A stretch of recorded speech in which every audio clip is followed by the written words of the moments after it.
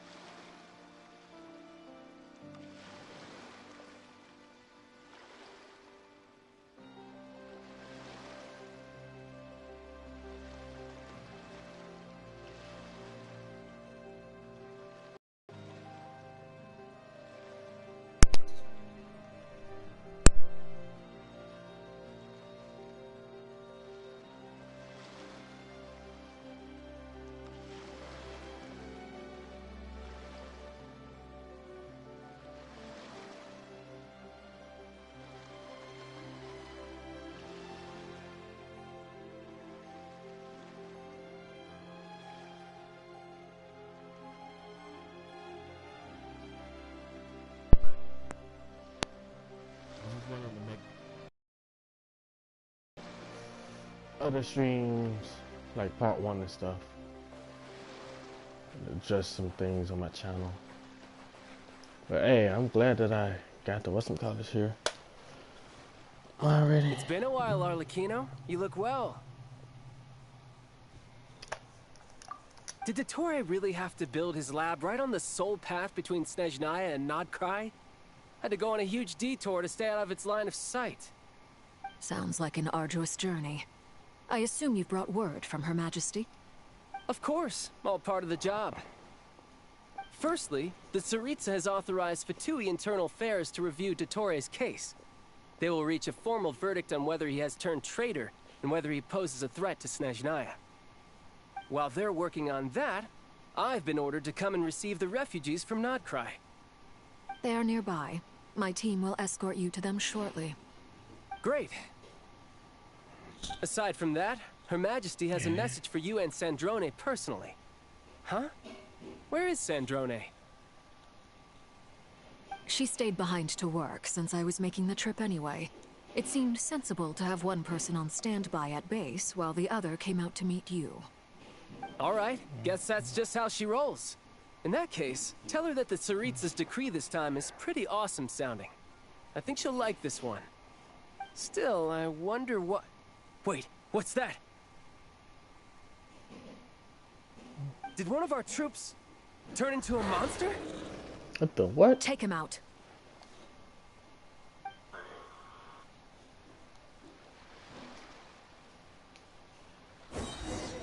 Child and Tartaglia. Shouldn't let your guard down. Wait, hold on. Transfixed! Witness my rise. Go on. Overrule. I forgot how to play as child. We got like what, 3 harbingers to play as right now?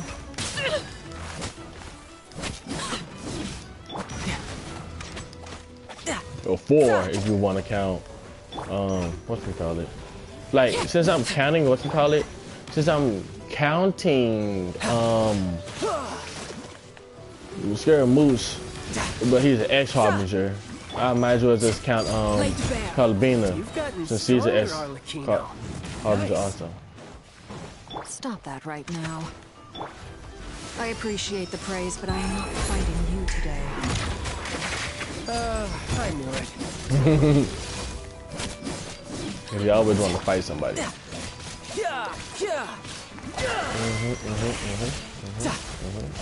Nope.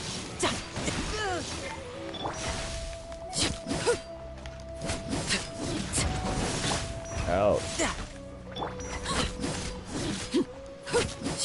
Kind of tough.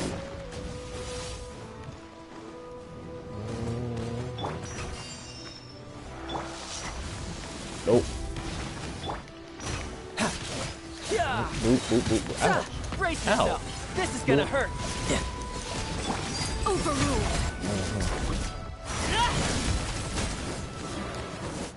Nice.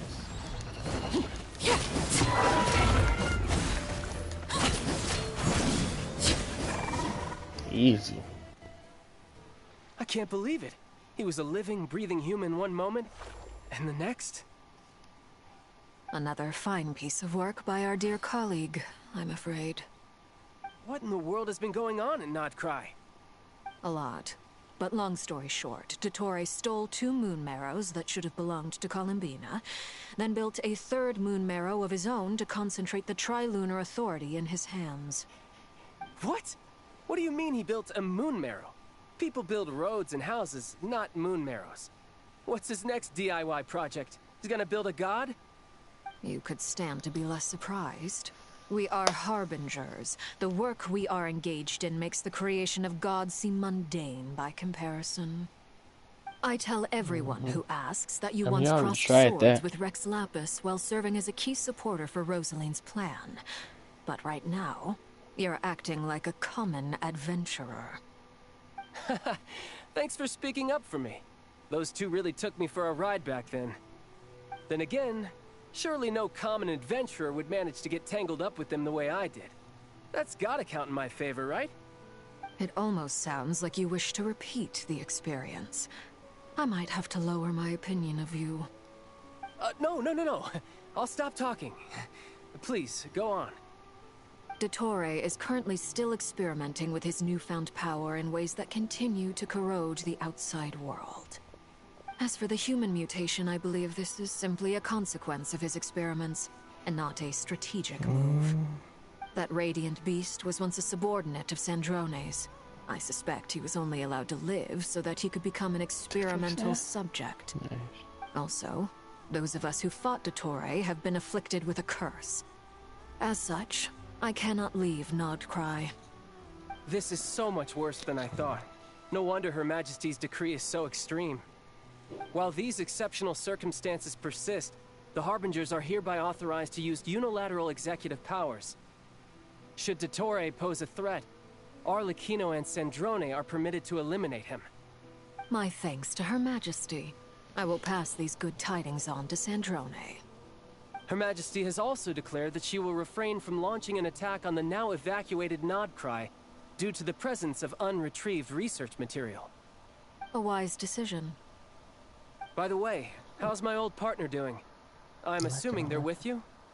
Partner? You mean the Traveler? No, he got kidnapped. I'm afraid I have bad news. He was captured after our failed assault on Dottore's lab. His whereabouts are currently unknown. What? Why? Since when does Dottore have a bone to pick with him? That is indeed the question. I'm not sure he does. He must have some other goal in mind. This won't do. I have to rescue him. You can't. We have no idea where the Traveler is. Even Child is careless. What am I supposed to do then? Stand here twiddling my thumbs? Sandrone is working on it. The best thing you can do right now is complete your mission. Fine. I guess I'll leave this to you then. One last thing. Tell the Rooster to get the message out to the gods and citizens of every nation in Tevat. Beware. An uncontrollable pollution is spreading forth from Nodcry. The source of that pollution is a madman drunk on the success of his experiments.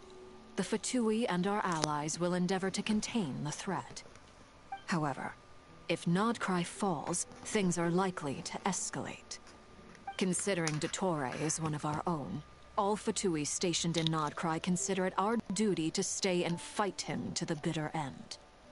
Whatever the cost. Hey, don't be too pessimistic. If it comes to it, I'm sure Her Majesty won't stand by and do nothing. I hope you're right. I had that theory. Maybe Maybe the Teresa would come down to personally like do a killing blow on the doctor. I had that type of theory. In progress. Progress?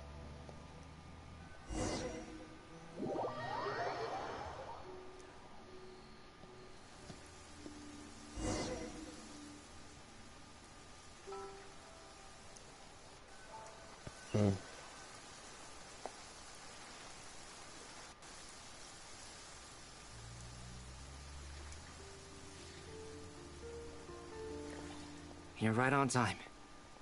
Thanks. Hey, do you think I'll get that gliding exam exemption?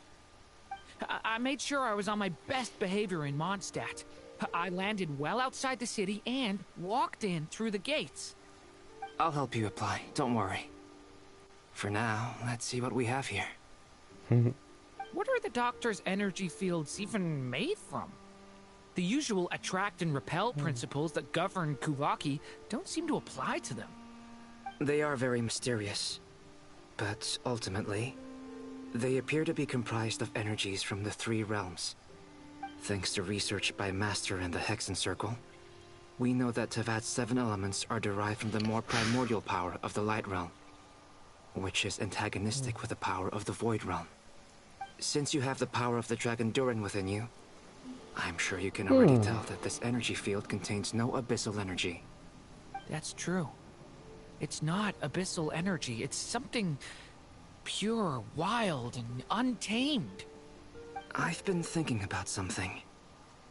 Do you still remember the device that Dory supplied from the Academia when you and Miss Columbina fought Raria? That was one of the most marvelous feats of ingenuity I've ever seen. The design, the craftsmanship, the material selection. I couldn't fault any of it. Not to mention the operating principles. Surely the most ingenious feature of all. Dory didn't go into detail on how it functions, but I have a working theory. The clue was that Miss Columbina was somehow able to use the pyro energy that you provided, despite the fact that, as a moon goddess, she should only be able to use Light Realm energy in principle. Now, all elemental energy is, of course, derived from Light Realm energy to begin with. Hence, I suspect that the device works by restoring elemental energy to its original state. This presumes a theoretical model of the 7 elements akin to that of light refracted through a prism. Perhaps it is no mere analogy. Maybe there is indeed a prism in this model. I almost wonder if the idea for the device was conceived based on direct observations of said prism. It would explain how such an ironclad design concept was achieved. It is at once a masterwork of engineering and a groundbreaking application of the Academia's latest elemental theories. I suspect only Lesser Lord Kusanali herself could have devised such an ambitious technology. But back to the energy field before us. If this is pure Light Realm energy, its relation to elemental energy is one of integration versus division. Or you could say that the former contains the latter. Could this mean that elemental energy can dilute the power of the Light Realm? Should we give it a try? We should.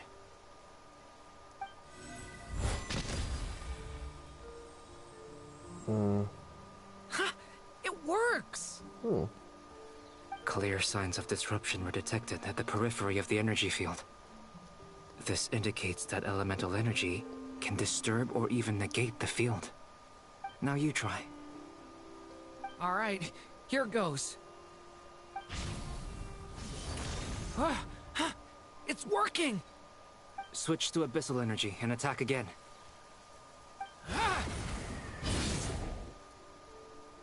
No surprises there. Abyssal power drains the energy field to a significantly greater extent.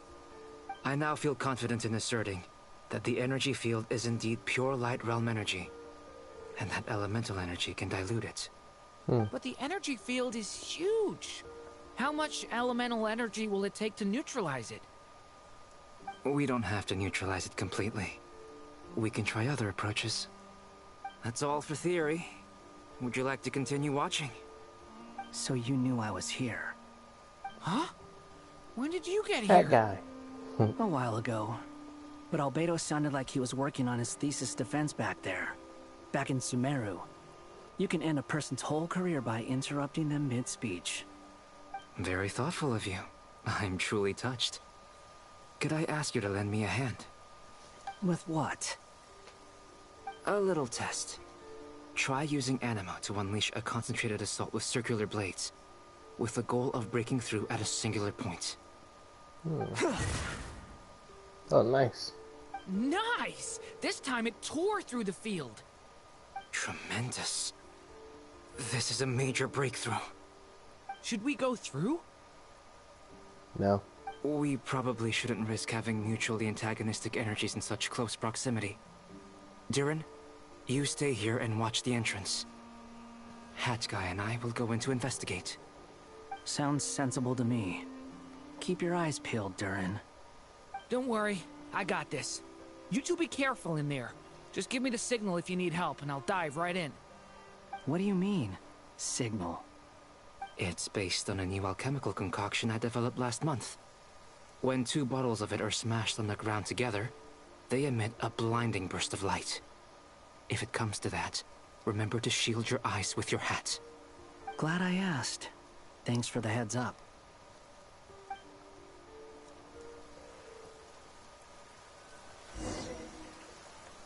All right.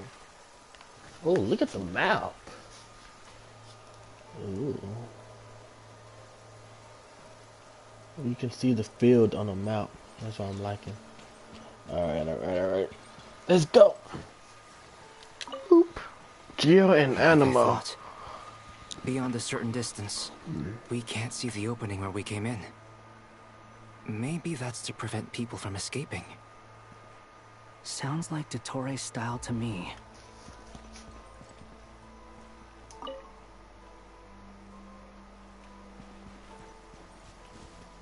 Sorry.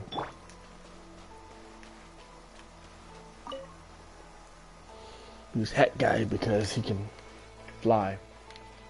Not much has changed. Things are basically the same here as they were before the energy field appeared.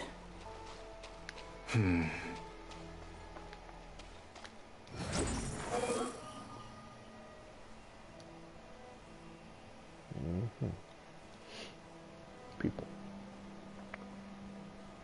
They have no heartbeats and they're not breathing. We can only assume they're dead. But there are no visible wounds. Also, there's an animal squatting next to each body. It's watching us. That's not an animal's gaze. What are you trying to tell us? He transferred their seem eager to consciousness talk. to animals? I guess maybe it's just an animal after all. Let's keep looking around.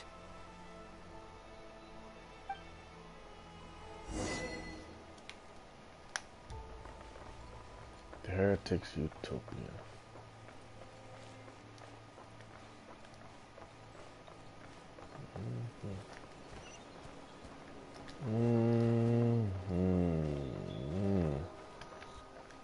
Whoa.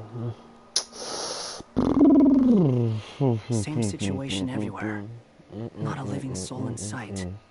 Just countless bodies with animals standing watch over them. Well, I think we can safely rule out the possibility that they're all pets. Is skirting around the topic your way of showing consideration for other people's feelings? Just being cautious. I don't doubt that you can handle the truth.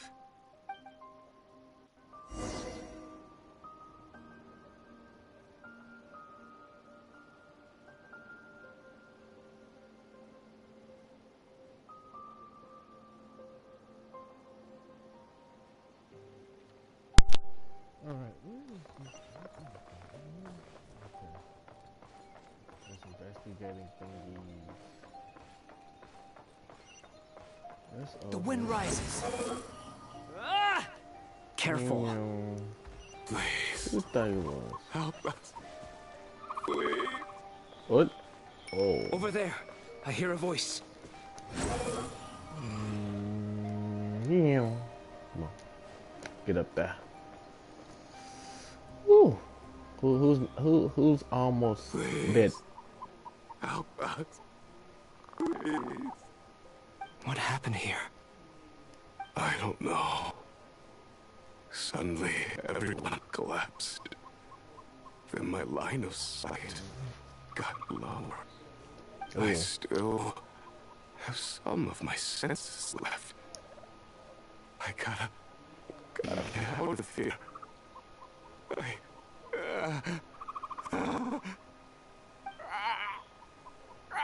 Oh.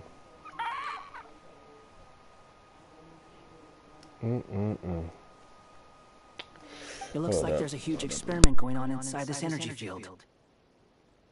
Maybe each energy field is its own giant experiment. Vile. He's swapping human minds with those of animals. Even without the other circumstances, this would be an extremely radical experiment. Those people may have lost their sense of selves, but they are not fully animals either. If they were, they would have left. But instead, their instincts are driving them to remain by their dead bodies.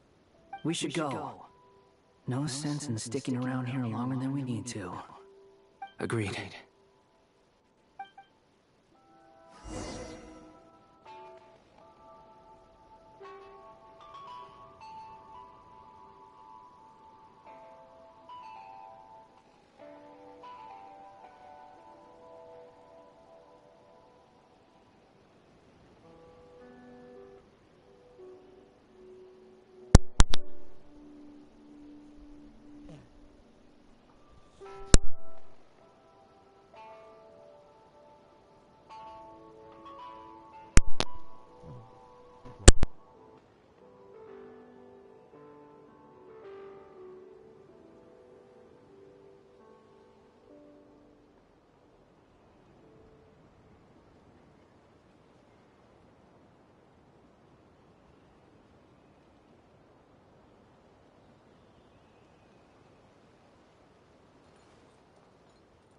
Behold!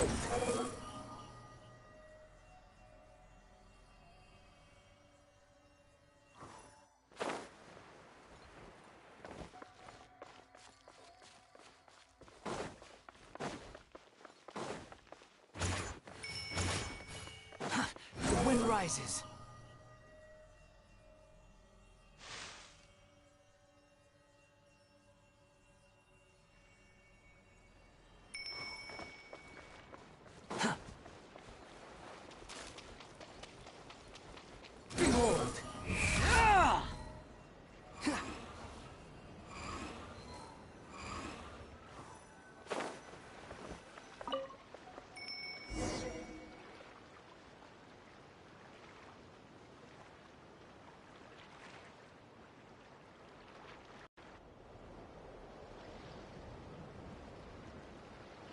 You're back!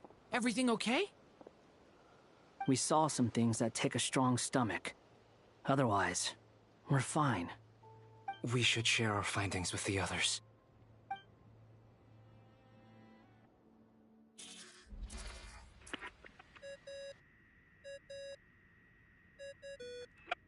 Yes?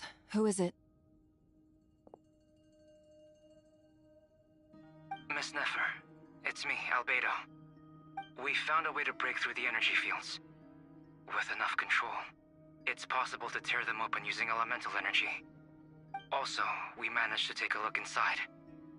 Dottore is carrying out his cruel experiments on an immense scale. Any residents who have failed to evacuate in time will likely meet a grisly end. Sounds like he's living down to our expectations. Might I ask how things are proceeding on your end? I'm just about to get started. I'll be in touch once I have a result. Understood. Stay safe. I will.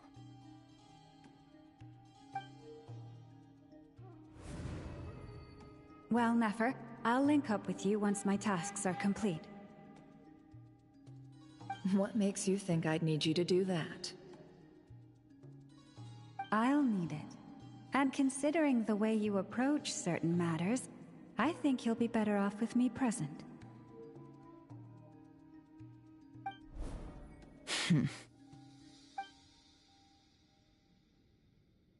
Let's begin. Entering simulation mode.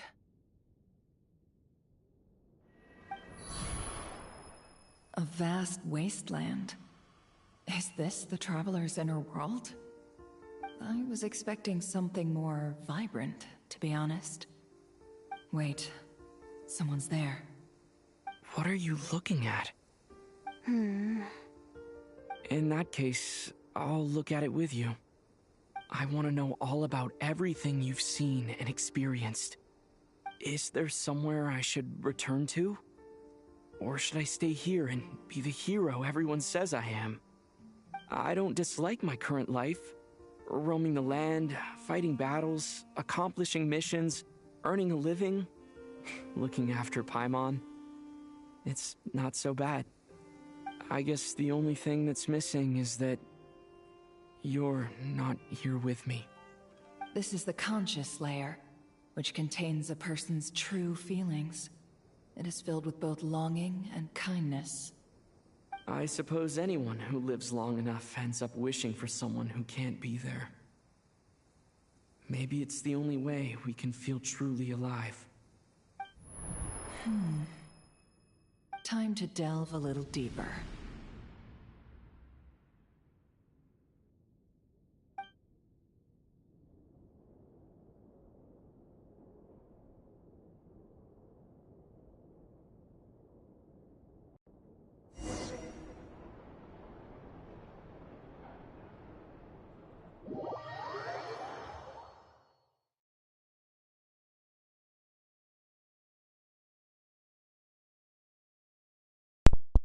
Let's see the character development of the Traveler. Finally. Nasha Town is hardly the optimal choice for a place to live, but it has character and a reasonable population density. What are you trying to say? Oh, don't be nervous.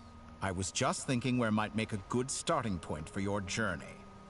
Perhaps I should send you further afield. Conria, perhaps. Conria ceased to exist long ago. Once again, you fail to understand the possibilities that the Tri-Lune creates. Anything that has existed in the past, I can now recreate. You simply do not wish to see that happen.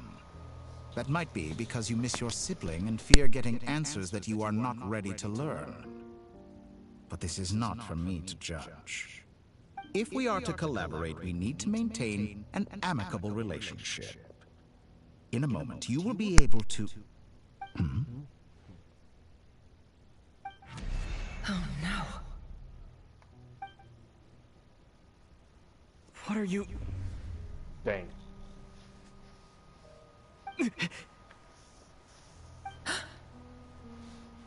What are you gonna do?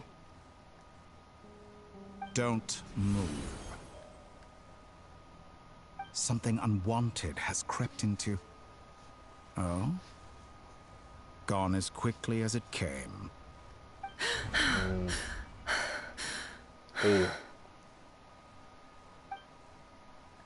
Did you save me? If I hadn't cut the connection, Dottore might have caught you from the other side and destroyed you. This was a good idea, but once is plenty. You were exceptionally brave. Excellent work. Nice. Thanks, but now's not the time for that.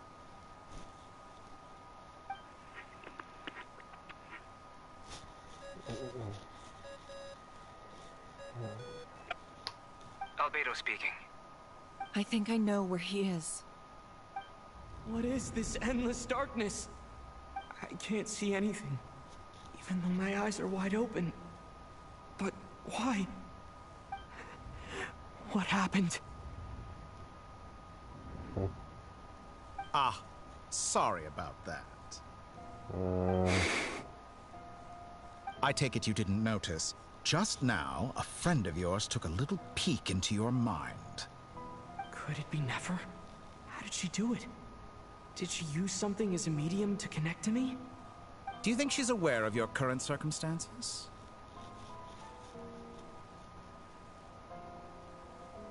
Oh dear. Have I stunned you into silence? I only wanted to slow down your time a little so I could stop your intruder in her tracks. It would have been nice to capture the spy. I must say, I'm finding the ability to adjust the flow of time rather intriguing. The moment you closed your eyes, time seemed to grow impossibly viscous, didn't it? A whole month passed before you opened your eyes again, but only for you. No one else was affected. I dare say this is something only a god can achieve. Point taken. You've proven once again that you have god-tier powers. Oh, you misunderstand. This wasn't about proving a point. I was testing things out. I find I learn best by doing, and I have to admit, time is not the easiest dimension to control. I only wanted to make you sleep for a short while, but it ended up lasting a whole month. Clearly some finesse is required to wield the authority over time as I wish. I hope you're not angry with me. It was only a month's discrepancy, nothing too serious. Had I been off by a year, a decade, or even a century, that would have been quite a different story. You could have frozen me for millions of years. So much for collaboration. You aren't showing much sincerity. Millions of years? To what end? I wonder if you don't understand humans all that well. They are very pragmatic creatures who understand only that which they can perceive with their senses. If I had you sit here for a week, I imagine people might sympathize. But if I left you here for 100, 1,000, or 10,000 years, the sheer size of that number would cause it to lose all meaning to them. They would not have the capacity to comprehend your suffering, and thus they could not empathize. Unfortunately, while gods do exist in Teyvat, it is ordinary humans that account for most of the population. Their lifespans are so limited, their bodies so fragile. Did you ever really hope that they could begin to understand someone like you? Your long life and unique origins make you fundamentally different from them. How long will it be before they start to treat you like the alien you are? Before you are ostracized, outcast? Alien? Even I feel bad for you sometimes. This world has made you into a slave.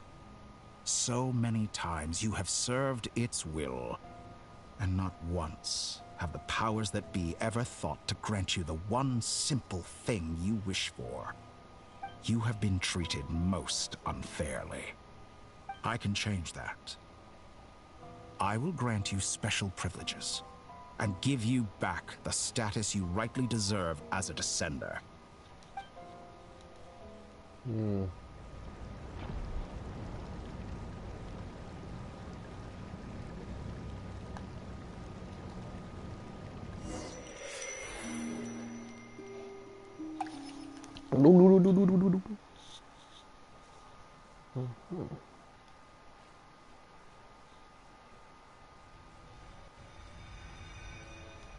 The past 3 times at this point, but I still have so many questions. For instance, beyond each point being further back in time than the last, what determines the specific locations at which I can make entry?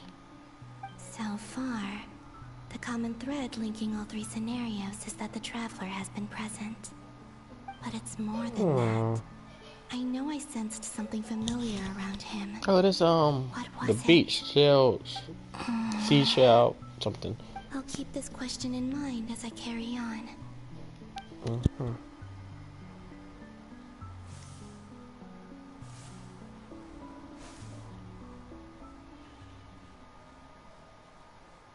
Oh man, Humans, that's how they attacked. Yeah. You never change. Always trying to use powers you neither comprehend nor control. This looks like Star Sand Shoal. Yeah, Star Was Sand this Shoal. before Yeah. Rerir regained his physical form?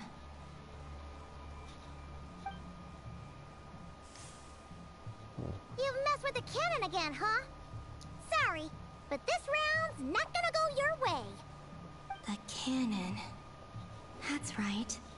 I was at Silver Moon Hall and I sensed an abnormal Kuvaki fluctuation coming from Nasha Town. And right after that, came an ominous power emanating from Star Sand Shoal. My body was once torn into countless pieces and hurled into the swirling chaos of time itself.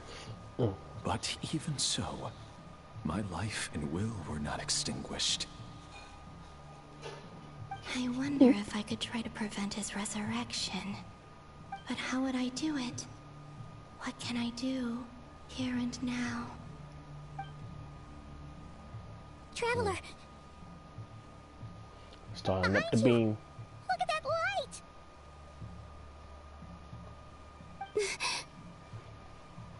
No, I won't make it in time.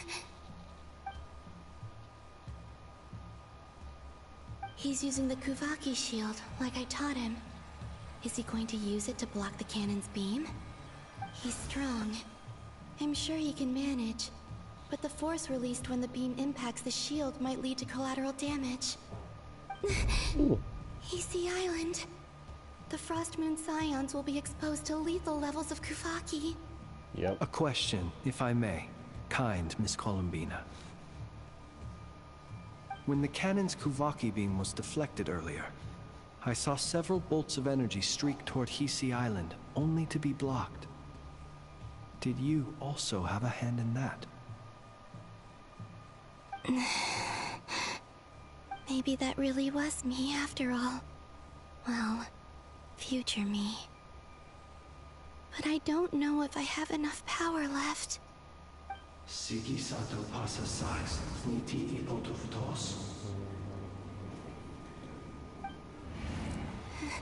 There's no time. I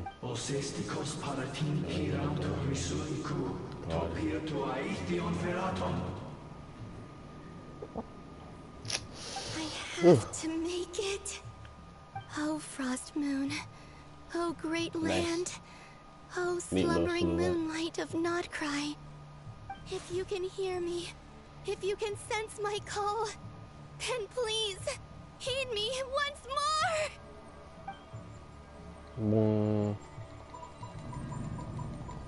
No. Supposed to be cannon. Did it work?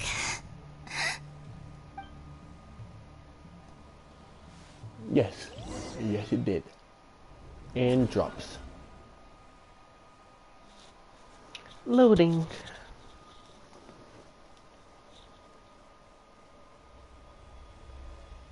Hey, wake up. Hey, did you hear me? Columbina, I said wake up now! Oh, good morning, Sandrone. It's 3 in the afternoon, actually. And could you kindly not use my quarters as your personal nap room next time?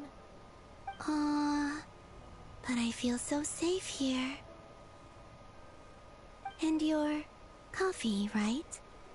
It's so bitter, but it smells lovely.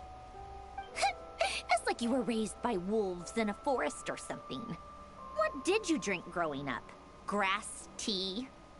The Frost Moon Scions certainly led a more frugal existence than the Fatui. Then I'll bet you've never eaten one of these before. It smells delicious. That's because it's a Fontanian recipe. I had a little free time today, so I made a batch. Rosaline will be here shortly, but if you really can't wait, I guess you can go ahead and... Hey, at least let me finish before you start eating! Did the Frost Moon Scions not teach you basic table manners? Or did the rules not apply to you because you're the high and mighty moon goddess? These are so tasty. Of course they are. I made them. I was worried they might contain traces of machine oil. What?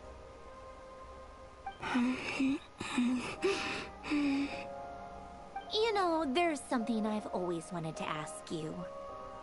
Why did you leave your old home and join the Fatui?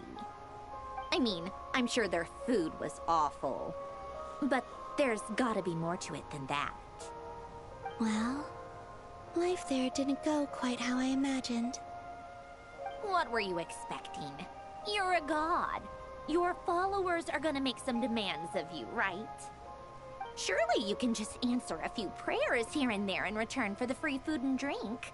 How bad can it be? Well, would you help other people just for free food and drink? The doctor told me that you were created by a great mechanic, Lord something Fisher. The Lord Artificer. Ugh, some people can't keep their mouths shut. Oh, Lord Artificer. And didn't he have something to do with the, narcissist? Narcissenkreuz Ordo. Yes, that was it. Narcissenkreuz Ordo. So, would you try to fulfill their wishes? You must be joking. I wouldn't go even if they paid me. I don't even know them. Exactly. Well, I felt the same way.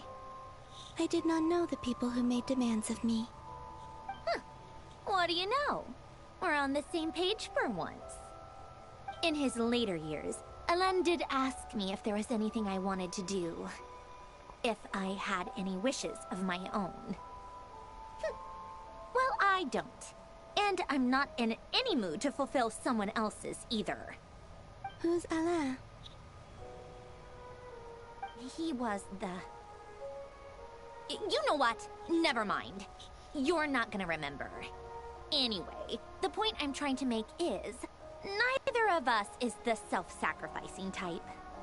Let me ask you this. What sort of place would you like to live in, if you could choose? A place where people don't ask me for things I cannot give them. Where they don't worship me, or fear me, but just want to chat with me like a normal person. I'd also like the freedom to come and go as I please. And ideally, it would be somewhere with the smell of coffee and snacks. Not to burst your bubble, but no such place exists in the world. Now, take your snacks and scram.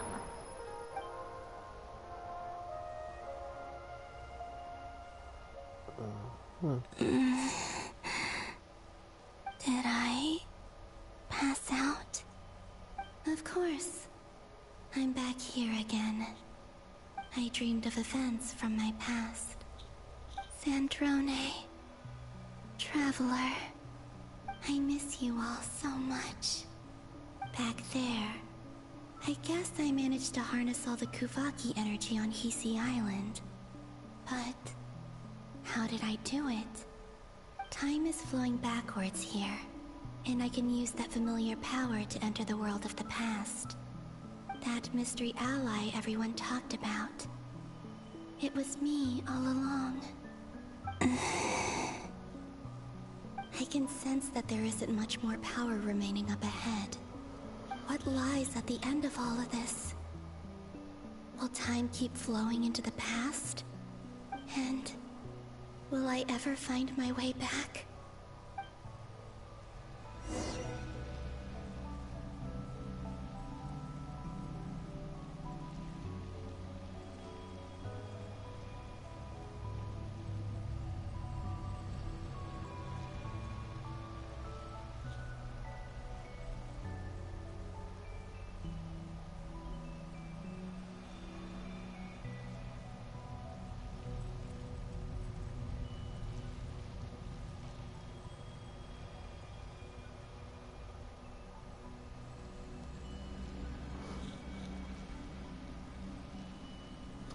Alright. Boop. You have to let that play, let that play.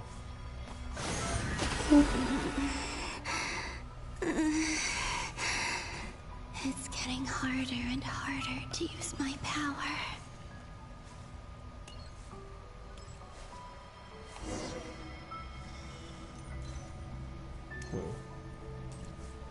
I'm gonna touch you. I'm no match for the abyss in this state.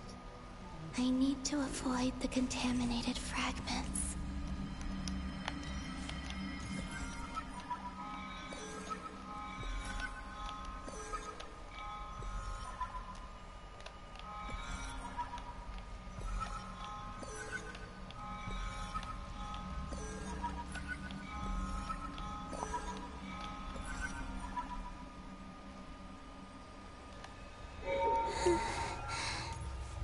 Time to go. I wonder where I'll find myself this time.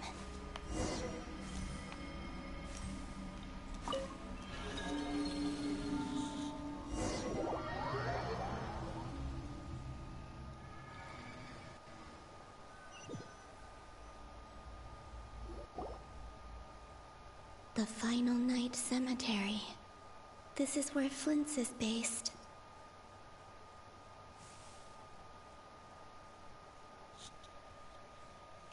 Difficult, yes, but it is also our most efficient option. I did that. Or not? How are we supposed to read through this many files? Seems like they're searching for information. Oh, I remember. Flint and Varga talked about some files on the Wild Hunt. Was this my doing too? To expose the true intentions of this Rereer, we need to dive into Notcry's history. Are my actions changing the past? Or are they simply completing a process? Is all of this inevitable? Or am I the one making these decisions? If I choose not to help them now, will it change how things turn out? Hope we don't land on our heads then. They're my friends. I can't not help them.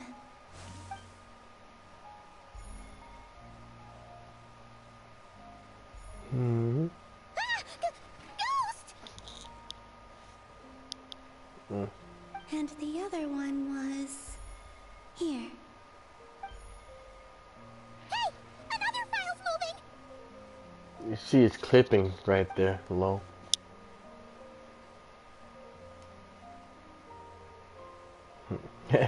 Like how they added color being in there. Little montage this time around.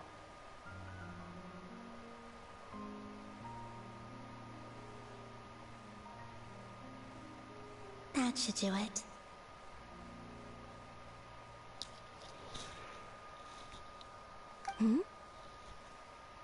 Luanatar? You can sense my presence? Wait! Yoink.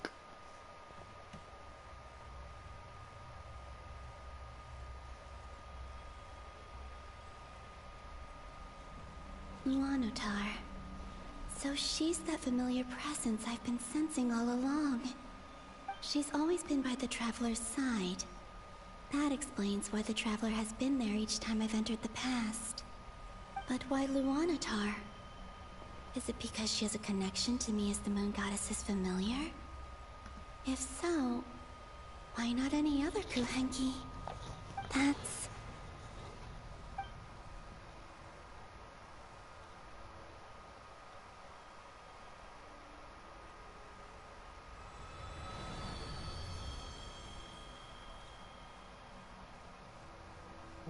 Yeah, automatically doing this one.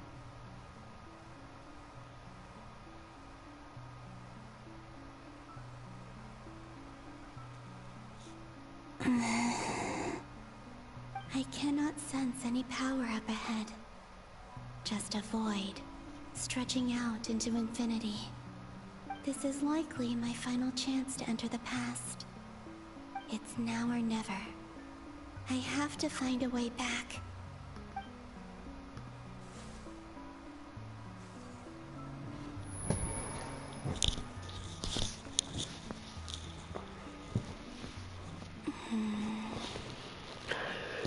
Sea Island?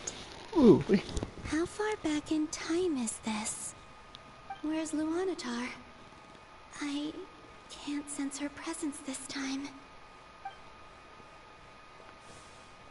That's when the traveler came in. Seeing Anafa and Aino reunited like that sure was heartwarming. Traveler, Paimon. No, stay calm. I don't have much power left to change things. I don't even have that much time left here. Think, Columbina. How do I find a way back? A way back... to where? Do I go back to Moon Prayer Night? Or to the future that followed? And if I return in my current state, what will become of me then? Dotori's actions that day proved that he'd been planning that for a long time. He had already seized the power of 2 moon marrows before capturing me. Even if I managed to get back, how can I fight against him when he wields the Tri-Lune Authority? I can't. If I go back like this, I'll be playing right into his hands. I have to find some way of rivaling the power he has usurped. Wait. Time flowing backwards. The Tri-Lune Authority. Does that mean... I think I know what the final destination of this lunar reflection might be. I know what I must do. Speaking of homes, we must already be close to where the Frost Moon Scions live. The vibe here feels different, just like the scenery. But how do I communicate my plan to my friends? Should I write it down here? No. Someone else will see it. I need something with a close connection to me. Something I can use as a medium to tell them what's happened to me in here.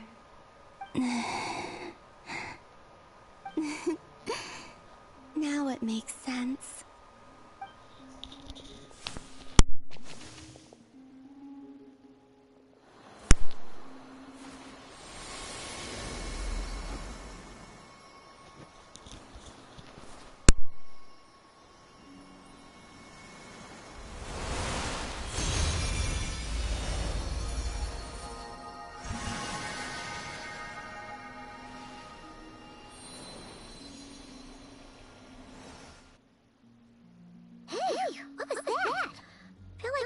Sort of breeze blew by, and then the petals suddenly turned into... Huh? It was I who brought Luanatar into being. I gave up a piece of my own soul to create her. That's why I could sense a familiar power from the moment I entered her space. It also explains why she's been present in every past location that I've entered. Because we have a deep connection. Hey there! What's your name?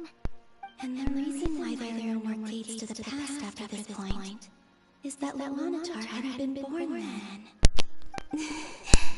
No wonder I sensed the trace of a blessing when we first met. But I still didn't recognize the soul hidden within you. Back then, I was just a little lost dove. I had yet to become Columbina Hyposelenia. Go on now! We've got stuff to do!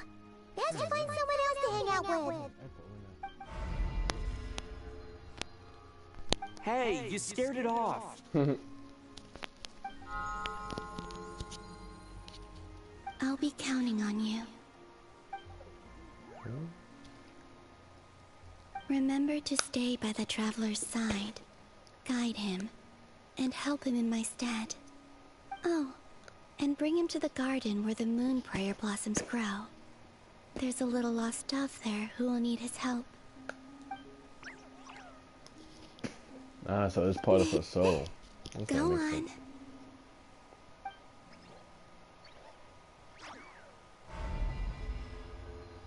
sense. You too. Go and live your story. As for mine must go in a different direction.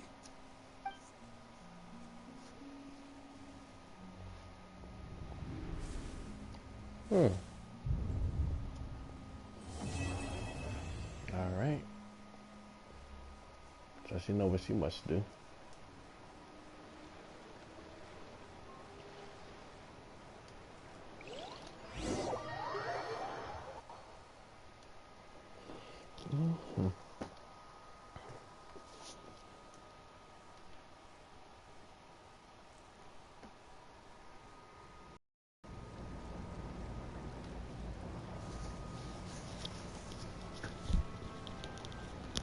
How would you like to experience the thrill of never being held accountable for your actions?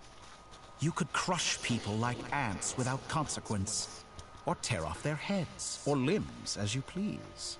No. Believe me, such a life is but one small step away. What point is he trying to make? Freedom? But the freedom to kill? To do evil and get away with it? Why would you offer me that? The creation of a world is the ultimate scientific experiment. I have taken my research to the highest level, where I shall be not just a god, but also a servant to many sacred spirits. I shall heed the truth and perform holy deeds.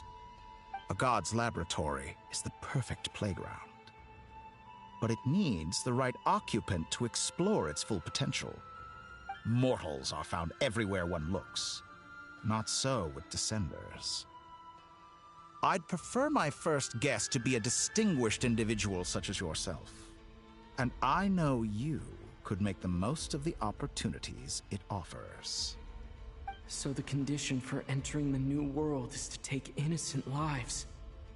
The same dilemma that Rerir once faced. Could I really bring myself to kill others for my own benefit? Rerir did. And look where it got him. Have you made up your mind? I can't do it. Your playground is no place for me. You're putting your hopes in the wrong person. But we both know I'm not quite the hero you say I am either. I have my own reasons for the journey I'm on. And they aren't all selfless. You've grown a lot since we last met. But there are still things you are unwilling to compromise on. This will only hinder you. Why don't I lower my requirements a little as a gesture of goodwill? I'll give you a little time to learn to be a less noble soul. That'll make things much easier for you. I really doubt I could live that sort of life. And yet you already sound less defiant than a moment ago. The benefits appeal to you because you can read the signs of the times. Why don't we return to my research facility? Your last visit was so rushed. There is much that I have yet to show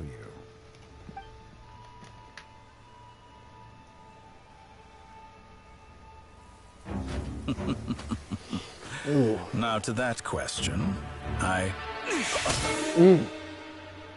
Heroes don't attack from behind. Guess I'm no hero. This is most disappointing.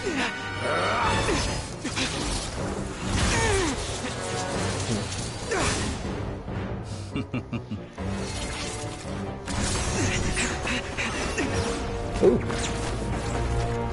Ooh, weak. Dodge it.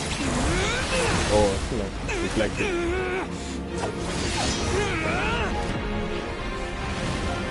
Okay. Fire one. Fire NATO. Electro. Dang.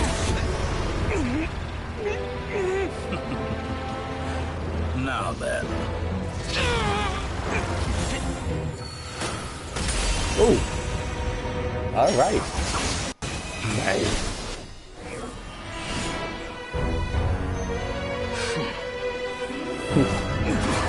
Was that a Justice League reference? When Superman and the Flash did this?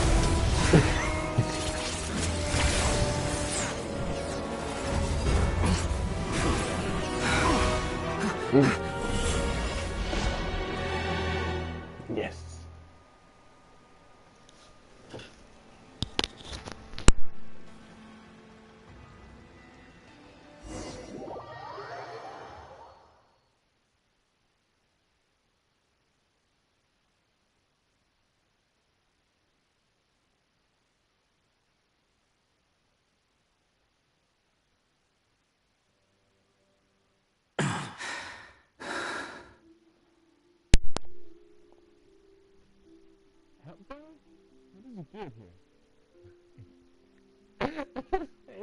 Hat guy. Naming him Hat Guy. Hat Guy? How did you get here? You're still gonna call me Hat Guy after that, huh? You came all this way just to save me? I didn't see anyone else in there who needed saving. Thank you so much. Fair point. You just caught me by surprise. Thank you. Wait, you injured? It's nothing. I'll be fine. Why are you looking at me like that? Is it that shocking that I'd come to your rescue? I'm more shocked that you caught the doctor off guard. I owed you a favor back in Sumeru. Now we're even. Distracting Dottore was tough. I won't lie. He's not gonna fall for the same trick twice. That was my one shot. I'd hoped to use it to take him out. Ugh. I never wanted to obliterate someone more than I do right now. Dottore doesn't recognize me, but his segments were originally made based on an analysis of my operational principles. I expect it's only a matter of time before he figures out what I am. So Dottore doesn't recognize Wanderer because he deleted himself from Irminsul. Did he really miss his only chance for revenge by saving me? Why the long face? Hey, I'm not blaming you, okay? And I'm not complaining either.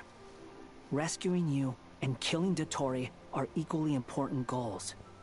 Everyone would be pretty stuck without you. It's best you live to fight another day. How are you holding up? Are you all right? Hat Guy said to put safety first, so we agreed to run as far away as we could after leaving the energy field, and only meet up once it was safe. You don't look injured. It seems that Dottore didn't do anything to you. Yeah, I'm fine, guys. Yeah, I'm fine, guys. Thanks. All right. Rescue operation complete. Let's head back.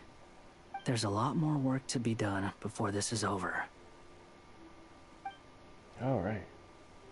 Let's start the second quest. The second part.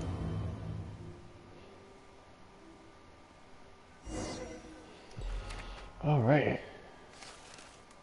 Time to go find a way to make a breakthrough. Everybody's here. Traveler! Yay! Paimon gonna be like, "Yay, Traveler's back!" and then hugging and crying and so on and so forth. Yeah. They'll probably animation. Yep.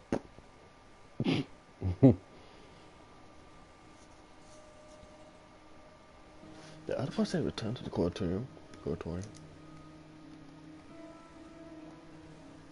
Understood. I will bear the Tsaritsa's decree in mind. I don't see what's so awesome about it, though. Does he really think everyone else is immature as him? I'm not stooping to Tartaglia's level. I thought you might say that. How's your progress? Quite promising, actually. That alchemist Albedo gave me a few ideas. Remember how I asked you to look up some files for me? That stuff on the Nachtschitzenkreuz Institute. Rene de Petrichor and Jakob Ingold. Alain Guillotin despised Rene's theories and methods, but he never managed to come up with better alternatives either. So I adopted some of Rene's ideas. I thought Alain was like a father to you. He and Rene were mortal enemies, were they not? And what would you say if Lenny and his friends one day learned something useful from someone you utterly detested? I would applaud them for it. That would mean that they have surpassed me. For all we know, Alain Guillotin might have thought the same thing. Not that it matters, though. He's dead, and I'm alive. So it's my call to make. Once you die, it doesn't matter how great you were in life. Only the living get to decide what happens next. Hey, come on out. They're back. Huh?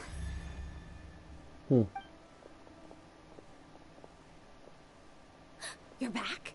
And your head's still screwed on? And you still have all your limbs? Yeah. What does it look like? Way to keep your composure, madam. Excuse you. I am perfectly composed. Hey everyone, I'm back. Glad you're okay. Yes, it's a huge relief. Sorry for making you all worry. Worry? Oh, yeah, right. You think we, the Fatui, were worried about you? We were worried sick. Hey! The Traveler and I were already friends. You are free to join this mission in whatever capacity you please. Much like your tea parties. It's a laugh a minute with you guys. I must say, I was quite surprised when Mr. Albedo told me he would need no Oh additional yeah, aid. Paimon's still in the whatchamacallit. We discussed this on our way back as well. I am rarely so unequivocal, but in this case, we had full confidence in Hat Guy. He said he knew what he was doing. Albedo and I pretty much had to just wait outside on standby. Meanwhile, Hat Guy broke into the energy field and rescued the Traveler solo. You didn't have to mention that. Well, I'm thoroughly impressed. You are a force to be reckoned with, Hat Guy. Is he back? Is he really back? Paimon! Traveler! It's really you! It's really me, Paimon. I'm back. Oh, thank goodness! Paimon missed you so much! You can finally breathe easy, Paimon. It's great to have you back in one piece! Oh, Paimon's been having nightmares the whole time you were gone! Look at them. You know, once you reach my age, there's nothing better than watching a misty-eyed reunion between friends. Ain't you like... That's nothing. Same goes when you get to my age, too. I bet Aino and Anefa would be tearing up as well if they were here.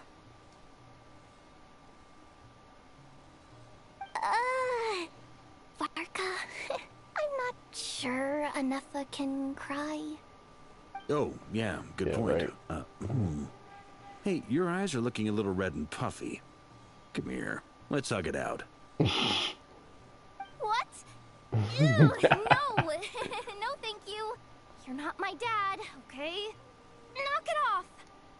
Everyone, I'm sorry for all the trouble I caused you. But the silver lining is, I didn't come away from this ordeal empty-handed. While I was being held captive, I learned a lot about Dottoro's current capabilities, and what he plans to do with them. Allow me to explain. Yep. And then he wants to take over the world, of course. The and three he moon got goddesses were even more powerful than we imagined. No wonder Dottore believes himself to be equal to the gods. Maybe even superior. Utter blasphemy. While everyone was gone, Nefer and I made an interesting discovery. And I believe Miss Sandrone has something to share too. Ma'am, perhaps you could do the honors? Yes, man, come in situation to find her suit. Called it. Getting rid of a pesky troublemaker like her is like trying to clean up after a crumbly cake. It always comes back to haunt you. Albina's alive? I knew she wouldn't give up. Our next step is to find a way to bring her back. A place where time flows backwards, with no destination in sight. Surely it must have been created for a specific purpose. But I fear the answers are buried deep into Vat's history, held by great powers beyond our reach. It sounds like she's on a specific path through time, just traveling in the opposite direction to us. The question is, where does that path lead? Or will it keep going to infinity? We considered that question as well. Strictly speaking, time is not infinite. Indeed not. Every road has an end. Hey, Nicole. Nicole! You sure love quietly sneaking in She really mid-conversation. does. I do, in fact. It's something I've always done at our mages' tea parties. Quiet, mysterious, and persuasive. You wonder what lies at the end of her road. Well, just as the world has a beginning and an end, so too does time. And so, the end of the road is the moment that Tevat was born.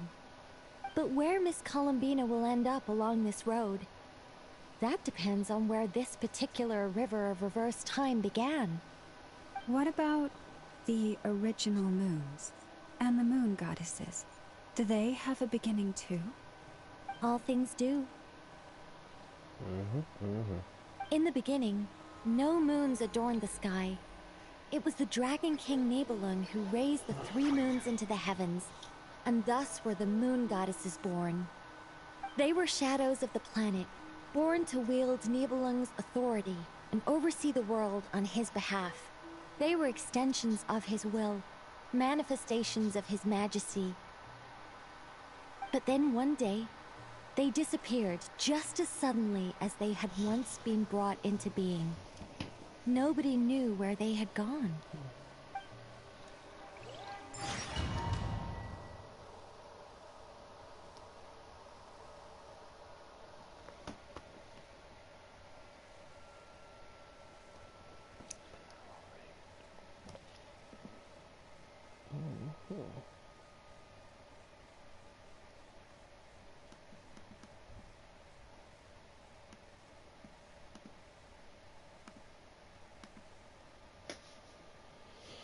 Loading.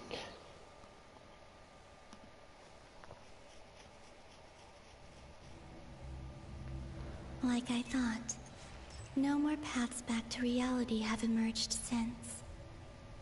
But how can I be sure that I'm going the right way without scenes from reality to keep me on track? I can't even be sure of how long I've been walking for. The further I travel, the less stable this space becomes. There are even moments where I can sense something that feels like abyssal energy. They can just materialize out of thin air. I have to keep my wits about me. Oh, alright. Guess what energy, huh?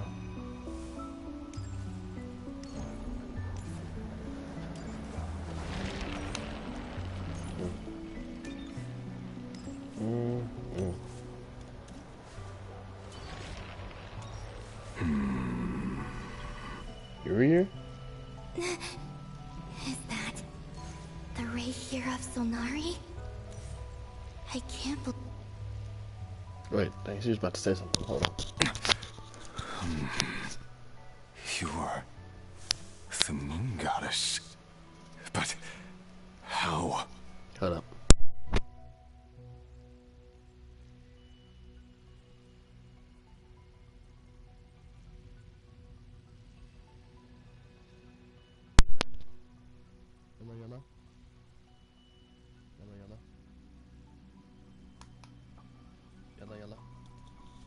Yellow.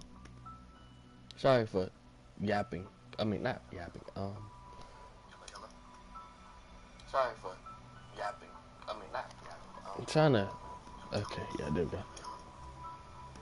Alright, there we go. I think y'all can hear me. I was to say, it was like, how did he survive? And, well, how did he do it? He survived? How did he do it? Anyway, but. Please, there's no need. I'm not interested in fighting anymore. I find that a little difficult to believe. Yeah. Honestly, so do I. The way you used my own power against me was a brilliant strategy. And then, in the final moment before I was thrown into this space, I got to see an old friend. Mr. Dainsleif. Right. It was so long ago now. But we were friends once. When I first got here, I was filled with hatred, remorse, and rage. How I cursed and devoured. I tore everything here apart. I was consumed by the desire to leave this place and have my vengeance. But to no avail. This is a place with no exit. This is the second time I've entered this space. Though I have no memory of the first.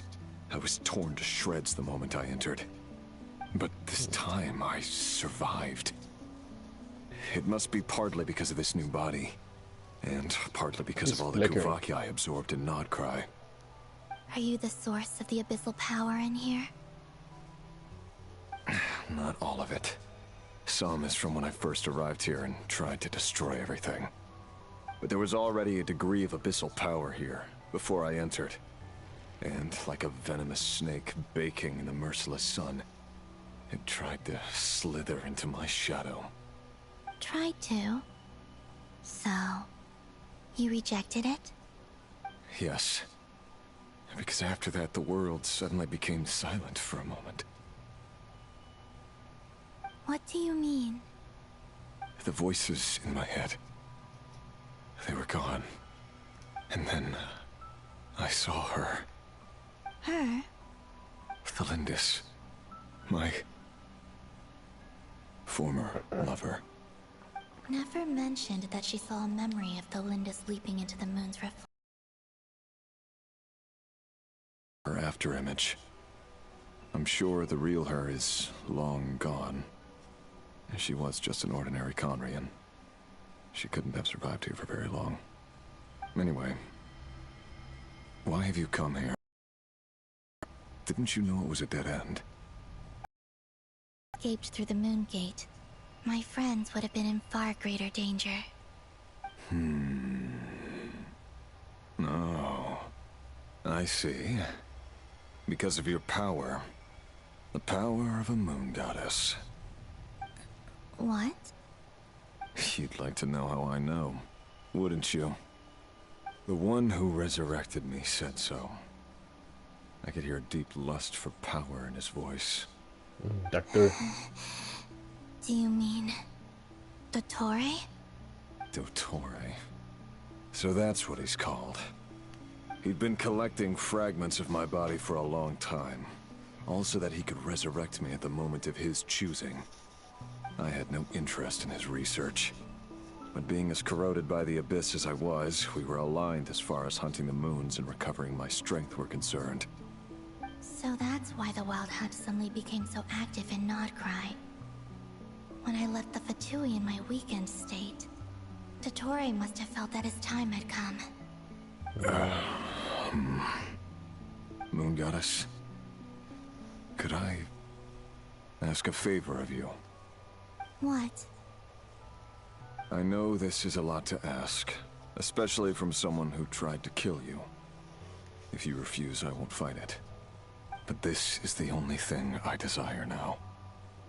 Nothing else matters.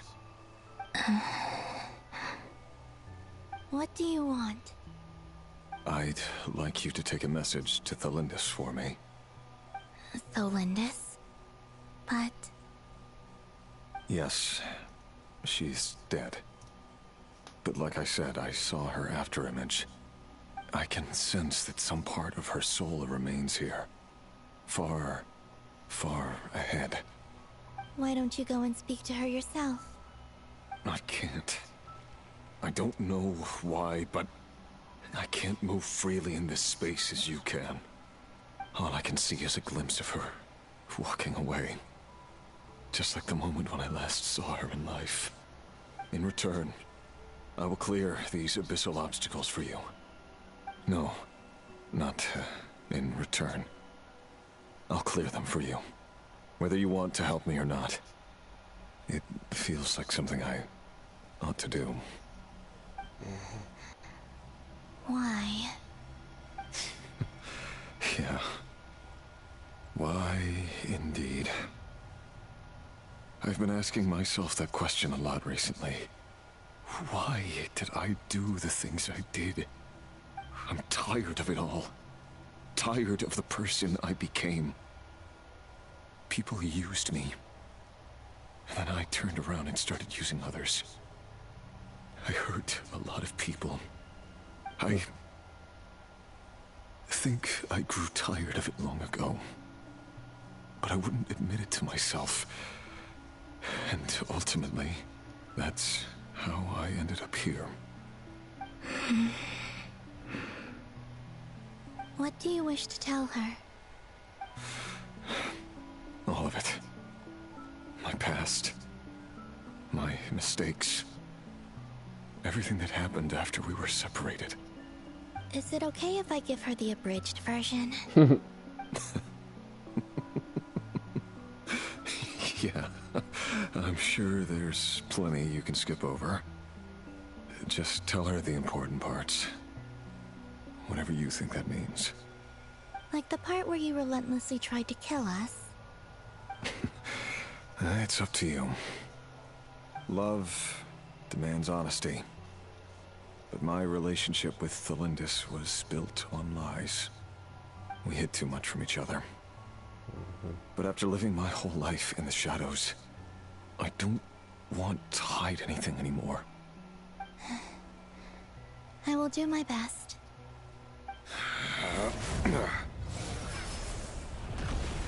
Nice.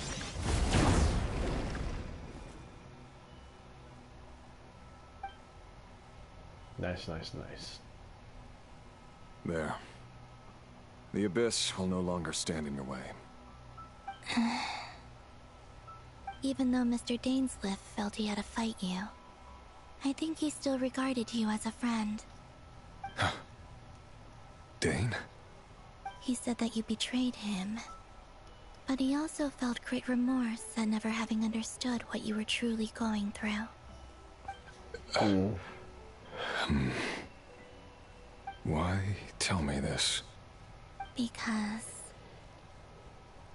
if he'd known that someone could take a message to you, I believe that's what he would have said. Thank you. It means a lot. I know this will sound strange coming from me, but don't die, Moon Goddess. I can tell that you're determined to get out of here. Nice.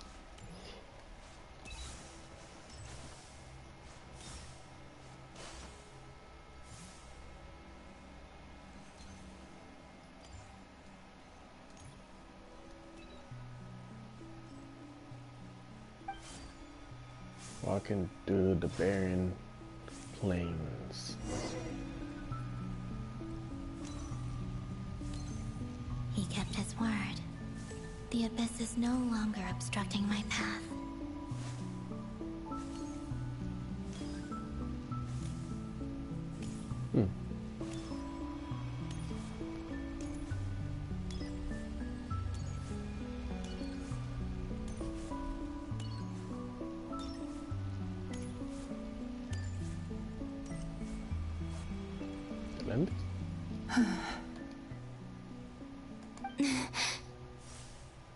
Is that the Lindis?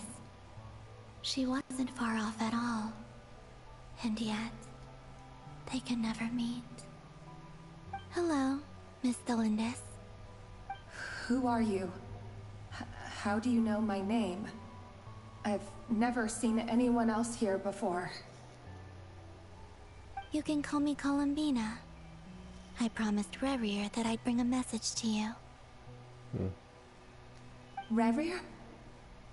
My Rerir? Is he well? He's doing better than he was. Better than he was, huh? Sounds like he's had a pretty rough time.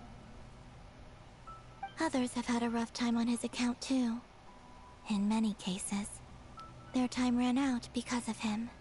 And I'm not just talking about the children of the Crimson Moon. So, things got worse before they got better. Could you tell me what happened, Miss Columbina? Are you sure you wish to know? Yes. This is my opportunity to learn the truth. No matter how hard it is to hear, I have to know. I admire your courage. However, time is short. I cannot stay here for long. So I'll just give you the abridged version.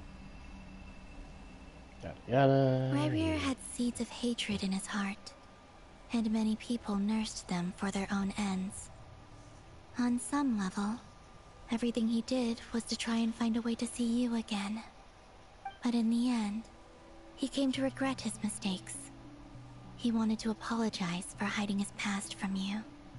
Beyond that, he did not say specifically what it was he wished to convey to you. But I'm sure that you've always been on his mind. You are what has kept him going over all these years.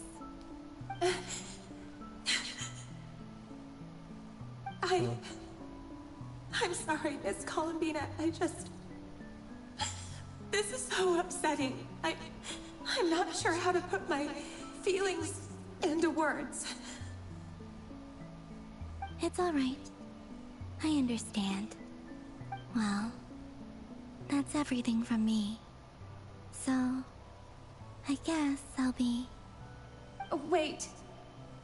One moment.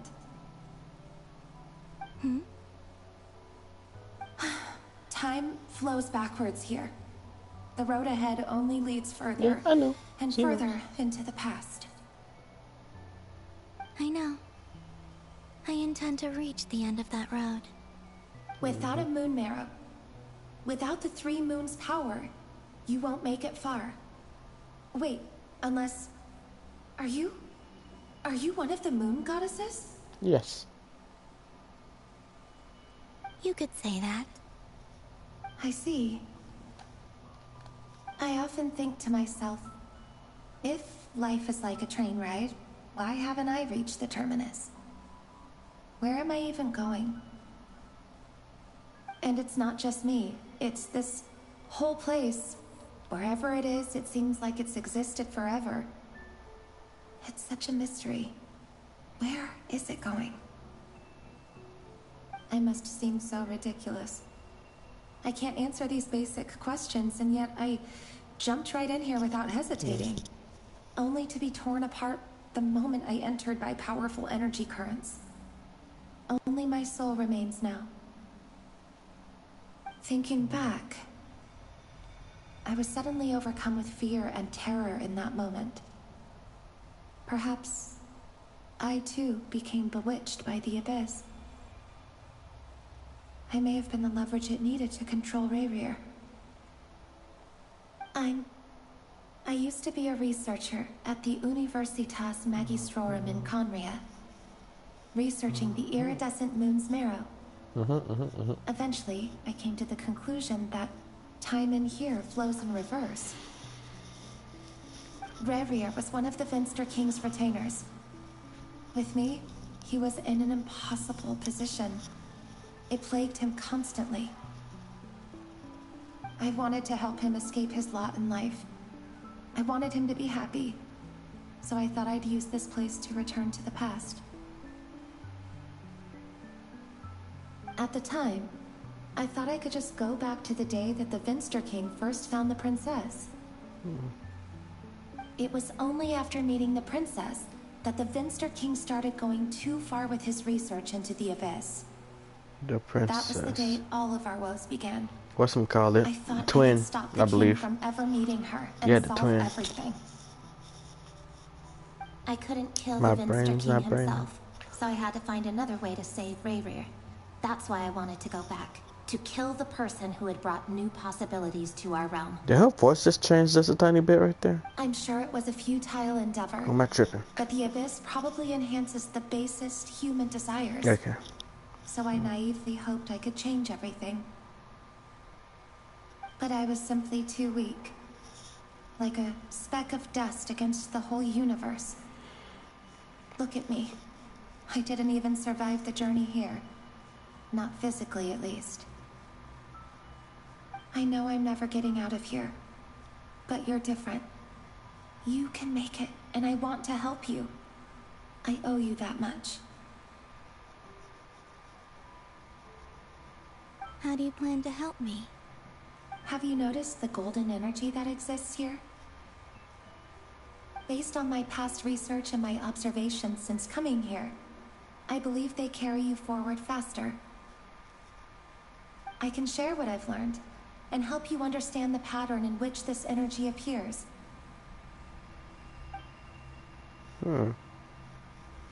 Fast track her going think through you just memory to went. memory. Now, I know you will be able to change the past. Also, I've been speculating about where this phase ends. The documentation was scanned, but from what I know of the legends about the moons, the oldest ones seem to begin with Nibelung, king of dragonkind. Nibelung. I have no way of verifying any of it by this point. But if it's true, you might be able to reach that era if you keep walking. Understood. Thank you, Miss Delindis. I'm the one who should be thanking you. If you hadn't entered this realm of everlasting death, what use would my deductions be? Thanks to you, they have some meaning. About Rayrir, I'm so sorry. For everything. It wasn't your fault. That's not true. Because we both feared bringing trouble upon each other, neither of us ever told the truth. And that dishonesty sealed our fates. But enough about that. I wish you a safe journey, Miss Columbina.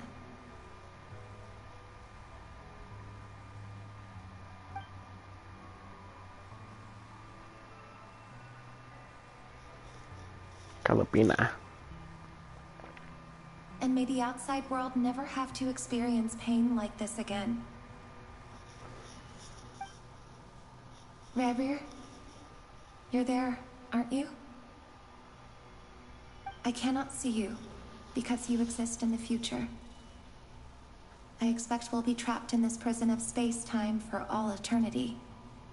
But please, gaze upon the past, and then sit for a while. Let's find a place to sit down together, just like we did when we first met.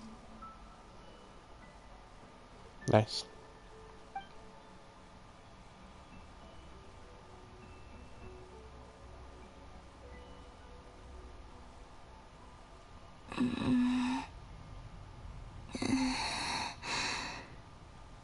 How long have I been walking? How much further till I reach the end? Is there even an end to be found? Everything's getting blurry. Are you all right, little sister? Have you come from the distant future? Whoa. Yoink.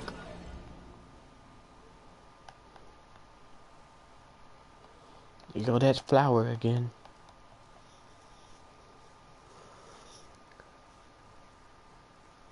Another one of the moon goddesses.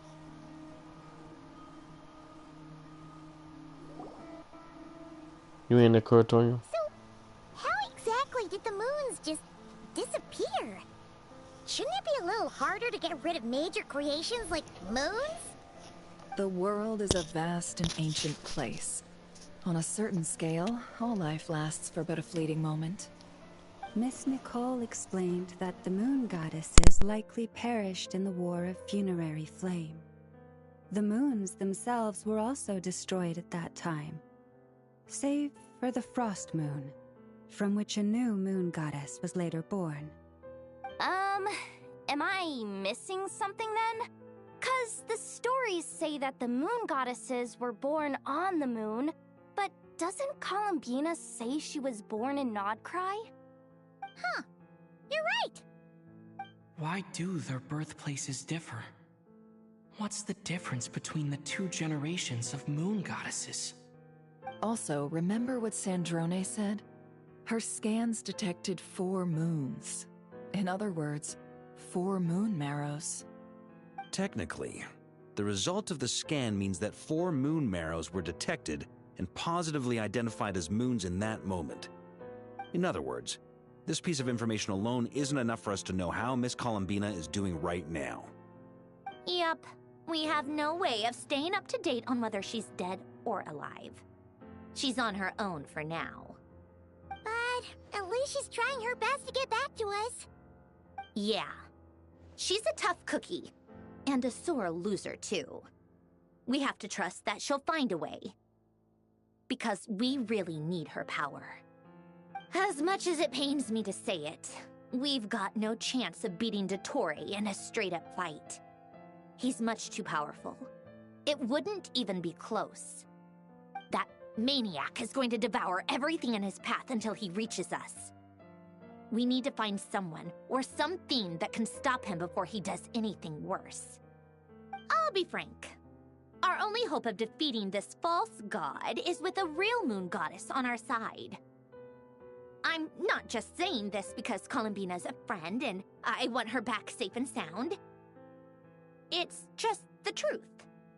And I know that even she was no match for him when he attacked, but I don't have a better solution. We're not giving up on saving her, whether she can defeat Dottore or not. Right. Don't worry, Miss Sandrone. We're all aligned on saving Columbina. No one's trying to argue that we can only justify saving our friend because it will help save the world. This is about multitasking. We want to save both. So, she's more than just a moon goddess to you guys? Absolutely. Duh! She's part of the king! And you are too, you know. Yes, I know. You don't need to labor the point. I knew that the moment I came running over with my documents that I was part of the in-group. I mean, if Arlecchino can fit in, I certainly can. Anyway, as for how we get Columbina back, I've been working on it constantly. But I think I'm still lacking certain information about the moon. I'd probably get there if I could continue my calculations, but the problem is, I've run out of computing power. Computing power? You mean you need more energy? No, the issue isn't energy, it's processing power. There's so much data to get through that the whole process has just ground to a halt. That's a tricky problem. René de Petrichor of the Nazissenkreuz Ordo once foretold the fate of the world. But I don't know how he did it. My guess is that he used the primordial sea's power. However, that won't work for me. His methodology was vastly different from my own. What's worse, they're incompatible. And, to top it all off, we can't even leave Notcry. Ugh, this is so annoying. If I'd known we'd run into a bottleneck like this... Well, no, the design bureau's a bust as well. Curse that Dottore! Couldn't have made this harder for me if he tried. Oh, what do we do then? How about we grab a bite to eat and take a break? Maybe something will come to mind after you've cleared your head. You don't get it, do you? I'm trying to calculate the fate of an entire world here. And I need accurate results, not big prophecies. Where the heck am I gonna find the computing power for that? Ahem. Anyway, time to shelve the discussion on technical difficulties. Being a killjoy isn't very ladylike after all. Either way, we've done what we can. Rest well, everyone. Remember to let us know if anything new comes up. Hat guy? Is he hinting that we should talk outside? Let's go somewhere a little more private.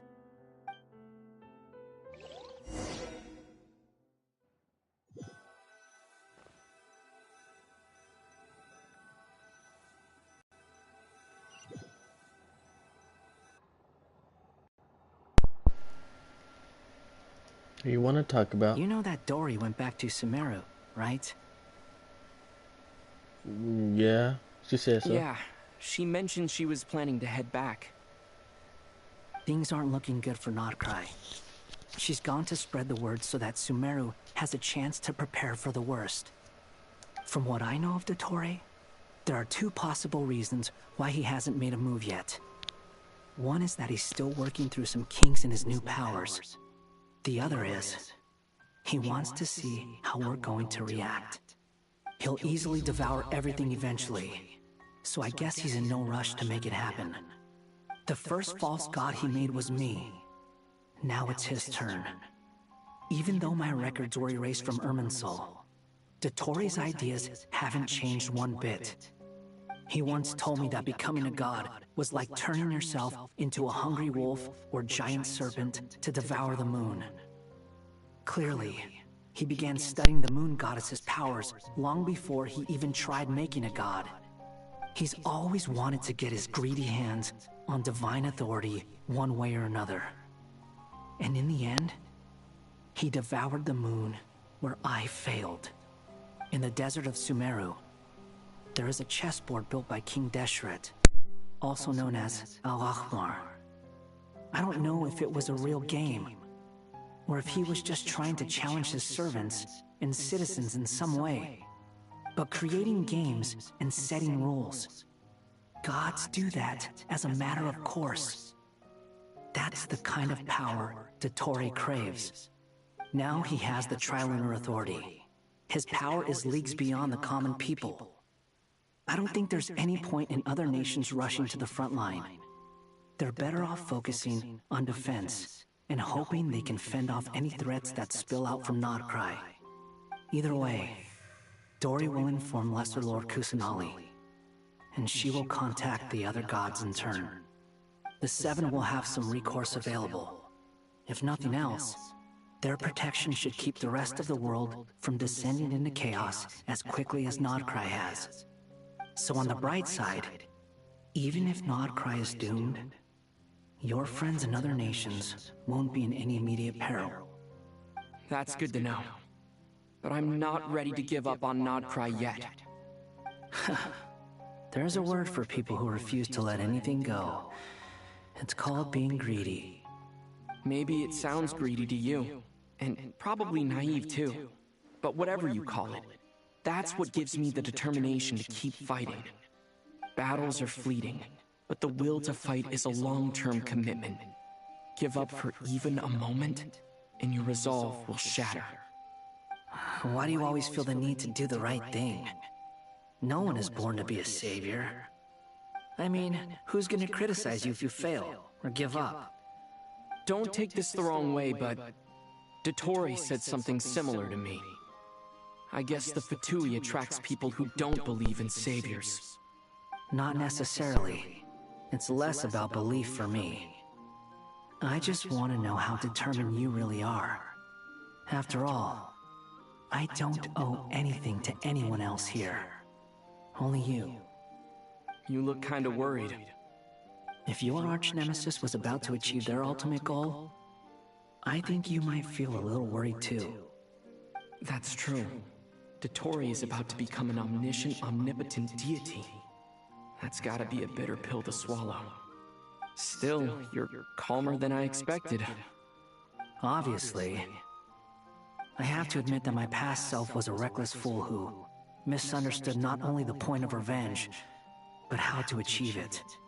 And as much as I want my vengeance, I know I'm not gonna get it by acting alone. If the world's taught me anything, it's to think before I act. Too bad it never taught me any other virtues, though. So, I am going to destroy Dottore, no matter what it takes. So, what's your plan? I'll get to that. First, tell me, what do you think of Sandrone? Just like Paimon said, she's a friend, part of the gang. How much do you trust her? This is a serious question.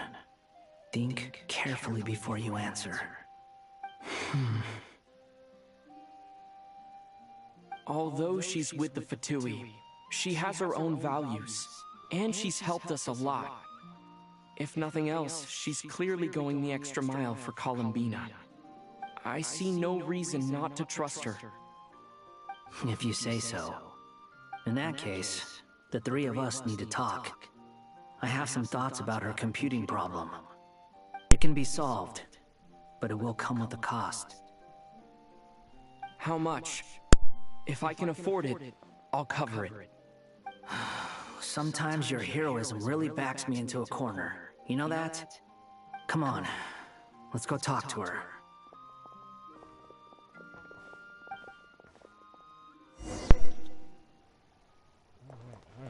Alright. Can you hear me? I like to mute on these cutscenes and stuff. See, it takes a few seconds for the thing to act right. After See, it takes a few seconds for the thing to act right. After Okay, y'all can hear me. Alright. So, doing back and forths, talking, yapping. Miss Androne, traveler. Hey there. Paimon's here too. She was just helping them sort through their things. How did your chat go? That was fast. The call only just ended. Well, you said it was urgent, so we got here as quickly as we could. Albedo, I have some alchemy questions for you. I see. Looks like my knowledge proved useful after all. Beto examine Cendrone's notes. If I might ask, what is the end goal for the modified formula you'll be using? I needed to predict the future of the entire world. But I've run into some teething issues since trying to implement Renee's theory of the 4 Orthanths. I see. I'll have a look at it. Still, computing power is the real issue here. How do you plan to solve it? About that, it's been sorted. Oh, with the Traveler's help?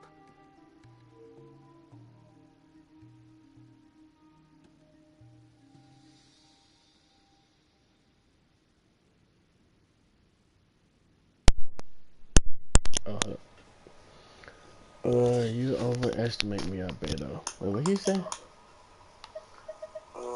overestimate me. Okay, y'all can hear me. You predict the future and how I see it. Looking at still community and how about that. Hey man, show you. Oh, what? Those have? Actually, you're not wrong. He found the person with the solution. Was it Hat Guy? Yeah, it was him. Wow! Go Hat Guy! Seems like all that time studying at the Academia is paying off big time. But where is he? Wasn't he the one who asked Albedo and I to come here? Come with me.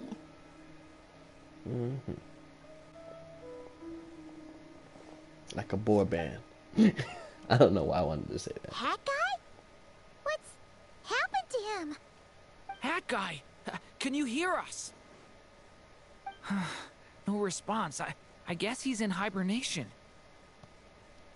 Hat Guy mentioned that he was a puppet. It seems that his functions are currently shut down. I presume this has something to do with the solution to your computing problem. That's right. He and the Traveler came to see me. Wait, what? You have a solution? Would you calm down? Why do you always react so hysterically to everything? Excuse me? How would you know? You shouldn't be so quick to judge complete strangers. It's very bad manners. Oh, right. Oh, please. It doesn't take that long to figure out that you have a temper. True. Even if we were strangers. Where does a mere student get that kind of confidence? I've actually published more papers than you. Not that status counts for much. Even Paimon's applied for academia admission. Paimon. Are you serious? See? This is why I can't be bothered to explain myself. She recognizes no one's skills but her own. Okay, fine. I'll hear you out. So, tell me, how do you propose to solve my computing power problem? This world itself is constantly processing all kinds of information. If it's the world's future you're trying to calculate, you need a processing device that's designed to cope with that volume. Easier said than done. Only Irminsul can handle that kind of... Wait, is that what you're suggesting? But surely we can't just plug my formula directly into the ley lines. You should be able to tell that I'm not human, right? Yeah, I noticed. The technology, though, seems pretty ancient. Very different from Pontaine's. It's a completely different system. Conrian, to be precise. I'm what they would have called a puppet. Puppets need an energy source and processing power. The artisans who built them sought out the materials most suited for that purpose. You? Do you mean... The Traveler and I have talked it over. He's willing to vouch for you. So, I'll allow you to borrow my core for your calculations. It was built using wood from a silver white tree, which makes it a small part of Irminsul. Conrian technology and Irminsul wood. Who in the world could have built you? Are you sure about this? A puppet without its core will cease functioning completely. And if it's left in that state for too long, it might not recover. You could die if you do this. You do realize that, don't you? I can put 2 and 2 together, yes. No need to rub it in. I won't lie to you. This has never been done before. I cannot guarantee your safety. Doesn't matter. I'm prepared for the worst. Did you two actually talk this through? Is he... Are we really considering this? Yes. Yes, we discussed it. The bottom line is, he trusts me, and I trust you. Let's give it a shot, shall we? Honestly, I have no clue where this kid even came from. But for whatever reason, he lent me his core to use in my formula. I'm very close to finishing my calculations now, and the core is currently in use. So I'm sorry, but I can only show you a sketch right now. This is what the core looks like. A silver white branch. It certainly matches the legends told about Irminsul. Is Hat Guy gonna be okay? He's not gonna die, right? Right? In theory, he should be fine. As long as we put his core back in time. Beyond that, all I can say is that I'll try my best to avoid risk and make sure the core doesn't sustain any damage. I think I know why you called us here now. Someone needs to watch over his body and make sure it's protected until the process completes. Correct. He said that the only ones he trusts here are you two, and the Traveler. And the Traveler will have other work to do. Look at the hat guy for me. He will have our undivided attention. Aww, head guy. On a more positive note, things are progressing steadily on my end. I'll call everyone in for a meeting once the results are out. Since Ronnie returns to the initial question, seeing Albedo enters in that in-depth discussion. You, Paimon, and Duran stand next to Hat Guy, keeping watch over his silent body. You've never seen him in this state before. The worst case scenario with the core removal is either a system reset or a total loss of function. But I'm not afraid. A quiet death should have been my fate long ago. A core is completely different from a heart. It's like another vital organ entirely. I never believed it could be a true replacement for what I sought. But in the end, it turns out the core was more useful to me. Pretty funny when you think about it. It's like the punchline of my entire life. Do you think there's any difference between a puppet and a human? If not, then this would just be another samsara. I have already experienced both a past life and a next life.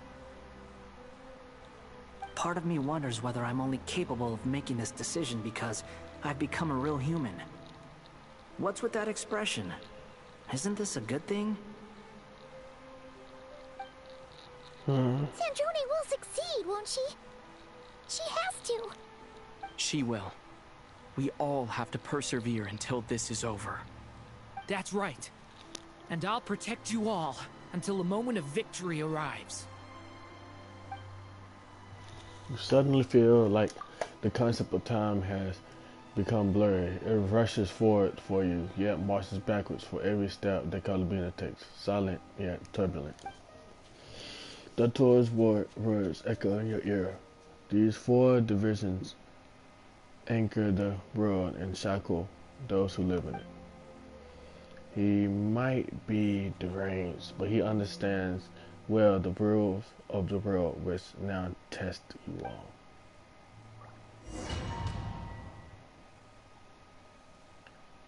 Ooh. Kinda getting spicy. Kinda getting spicy.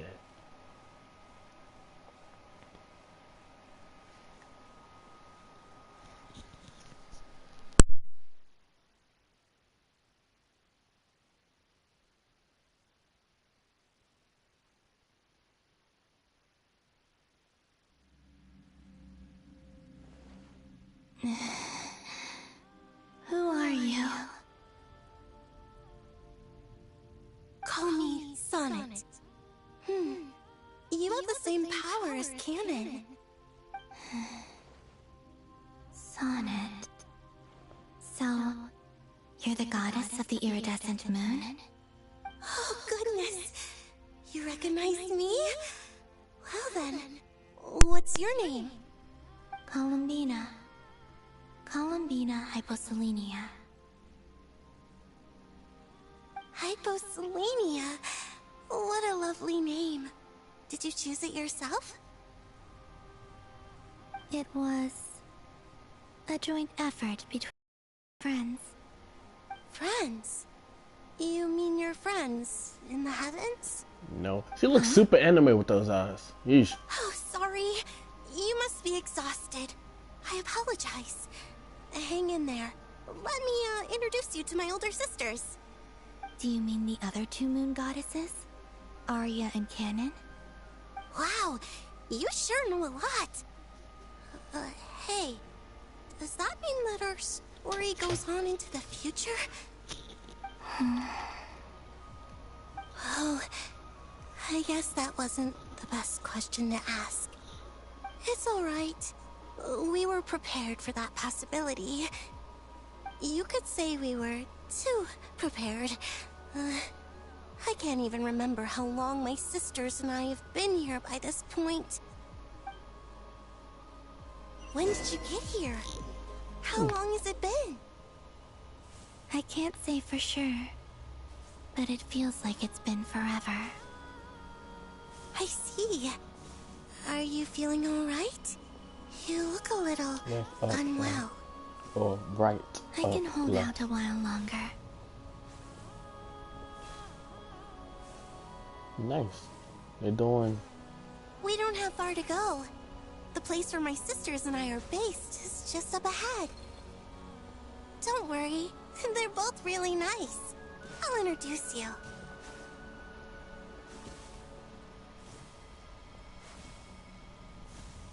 Interesting. I'll walk into it.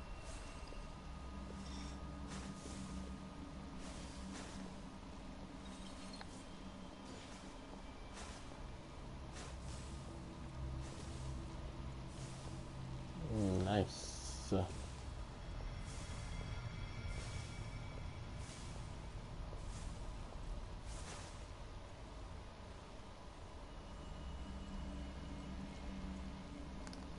Sisters! I'm back! And look who I brought with me!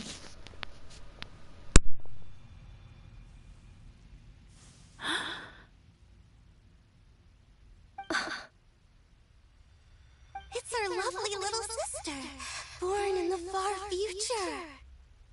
The pleasure is all mine.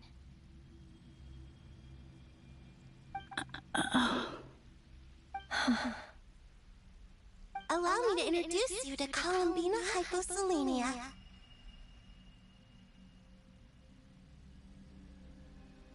This is Arya, the goddess of the eternal moon. And this is Canon, goddess of the frost moon. Canon, don't you think Hyposelenia's power is similar to yours? Hello, Columbina. I apologize for our startled reaction just now. And please, forgive our little sister if she's been annoying you. She tends to talk a lot. It's fine. You seem shy. Don't worry, Columbina Hyposelenia. No one can hurt you here. Could you tell me where here is? Please. I must know.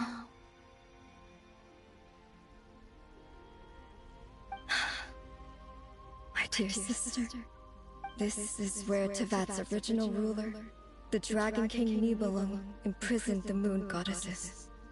What? You're scaring her, Canon. No, I'm fine. Please, continue.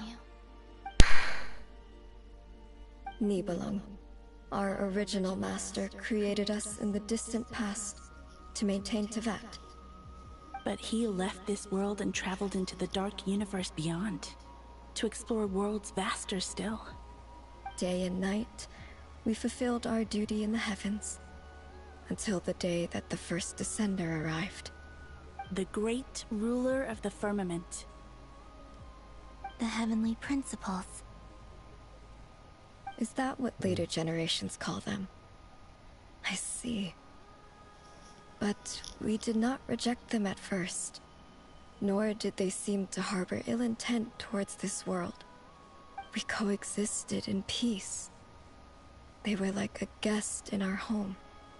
Slowly, however, we came to realize that our guest had a growing desire to change and dominate the world. And you didn't stop it? No. There was an order to the rules they set up that Nibelung never taught us. We wanted to know if this order would bode good or ill for Tevat.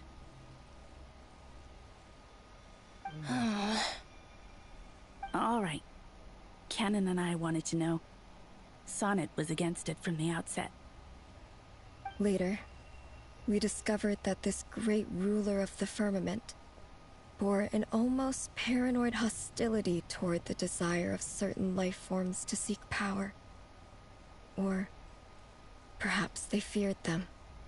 They would even cast down celestial nails as manifestations of their power, to punish the civilizations of the world below. Only this was far beyond mere punishment. Right. Their rules brought order, but the price people paid for merely testing the limits of those rules was far too great. I did everything in my power to help the punished escape catastrophe, but still, too many lives were lost. The ancestors of the Frost Moon Scions were some of the ones you helped. But just when we had decided to take countermeasures, the Dragon King, Nibelung, returned. And so began the War of Funerary Flame. So, that's the name the world gave that war in the future. Well, who won in the end? As far as I know, the Heavenly Principles won, although it came at a great cost. They remained in Tevat, where they continue to rule to this day. And the world's original master, the Dragon King Nibelung, was destroyed. And what of the moons? Are there still 3 moons in Tevat's skies? You can tell us the truth, Columbina. We know we are but remnants of a bygone age. We are prepared for the answer. Only the frost moon remains. But it has been cast beyond the false firmament by the heavenly principles. The eternal and iridescent moons were both shattered during the war. So death finally came for us in the end. Sonnet. But you're still here, aren't you? A moon goddess cannot live without her moon, Columbina. She's right. That's why I began to disappear. Because the frost moon is cut off by the false sky. How much worse it would have been if it were outright destroyed. Our souls may endure within this lunar palace, but if our moons are destroyed, then we shall disappear the moment we depart from it. I'm sorry. We shall disappear. There's no need to apologize to us, dear sister.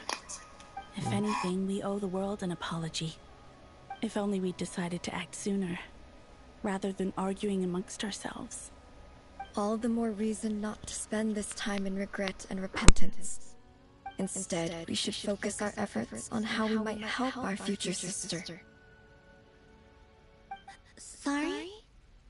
Don't you see, Columbina, your story is not yet over. Is that not why you are here?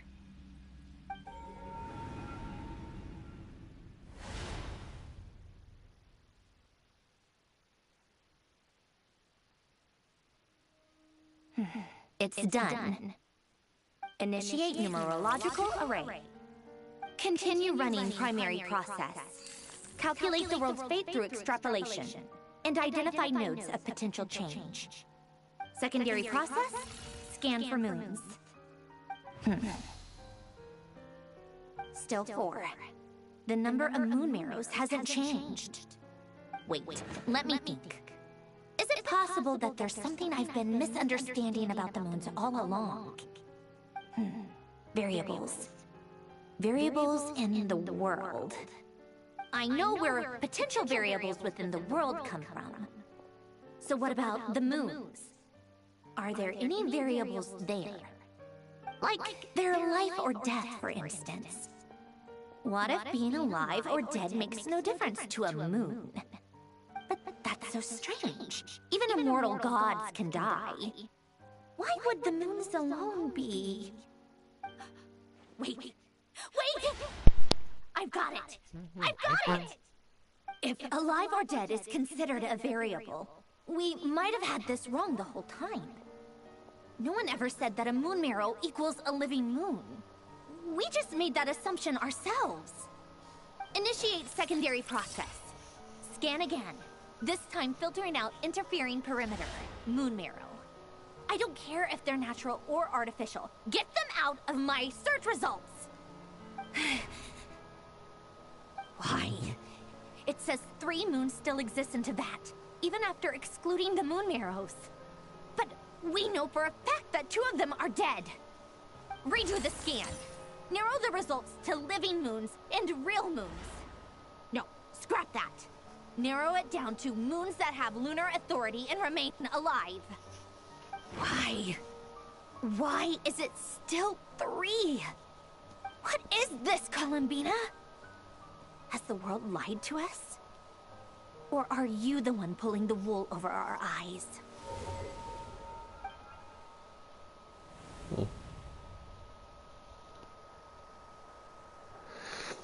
So, you think that the moon's reflection might be where Nibelung imprisoned the 3 moon sisters? Yes, it would explain a lot. Such as why that space would respond to a moon goddess's power, opening the moon gate at her command. It would also explain why Miss Columbina has been unable to leave, and why time flows in reverse there. In the messages she sent, Columbina promised us she'd find a way to return, but we have no way of knowing how, when, or where this might happen. The fact that she still has yet to reappear in this world indicates that returning from that place is no easy feat. We cannot afford to simply wait for her. So you're saying, if she could return by her own power alone, she would have done so long ago? Yes. She certainly wouldn't leave it to this late stage when it's so touch and go. I've been giving this some thought, and I've come to believe that Luana's harm might be an anchor that she left behind, as a sort of future waypoint. This could also explain why Luana's heart is always by the traveler's side. Sounds like a plausible theory. If that's the case, there must be some criteria we need to fulfill to allow Columbina to return to the present. The question is, what could they be?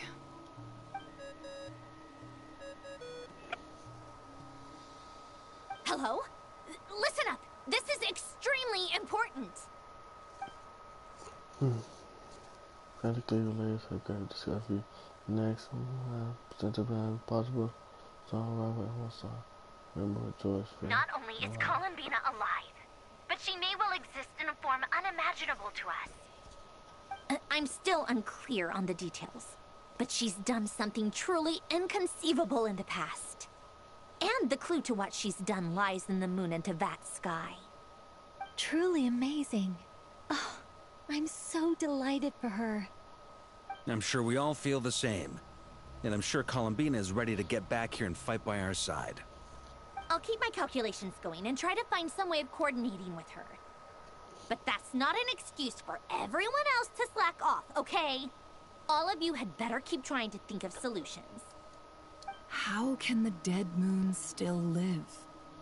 And Luanatar...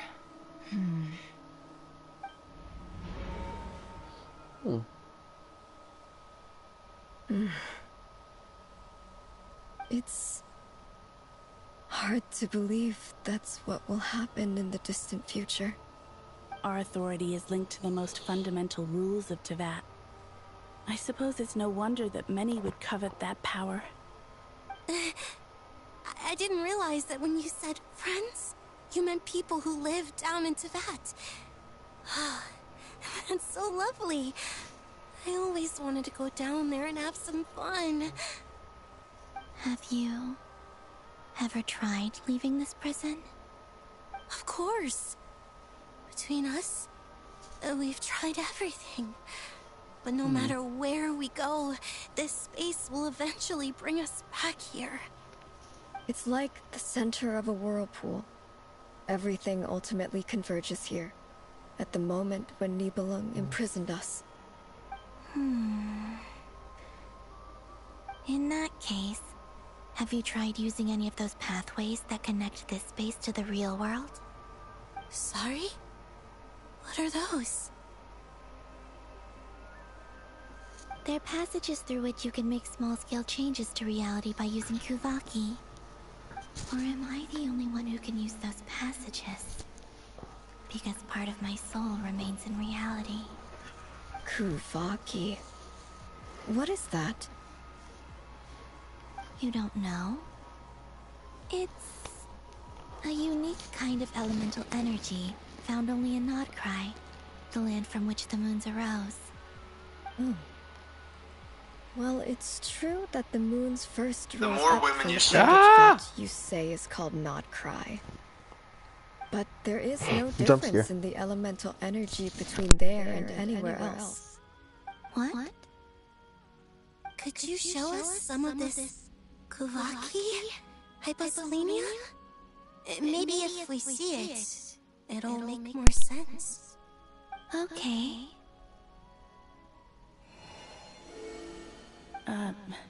Isn't that just your power? What? But it's everywhere in Nodcry. In the air, in the land. Even the creatures who live there have adapted to its influence. How curious. This Kuvaki certainly did not exist anywhere in the world before we were imprisoned. Let alone influence living creatures. So, how exactly does it affect them anyway? Can they float in the air like us?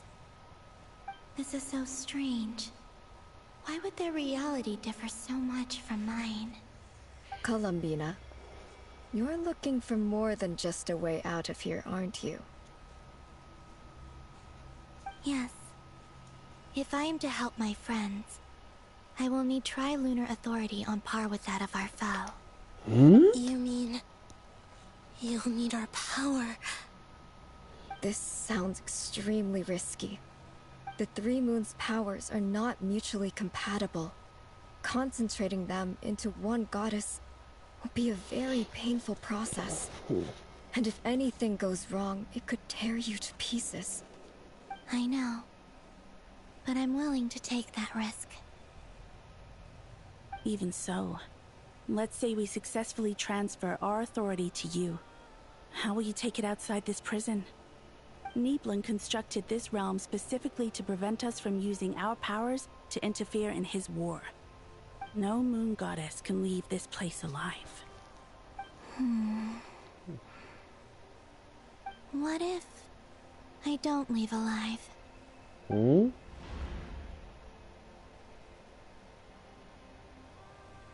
we even start? How are we supposed to figure out what we're meant to do to help Columbina?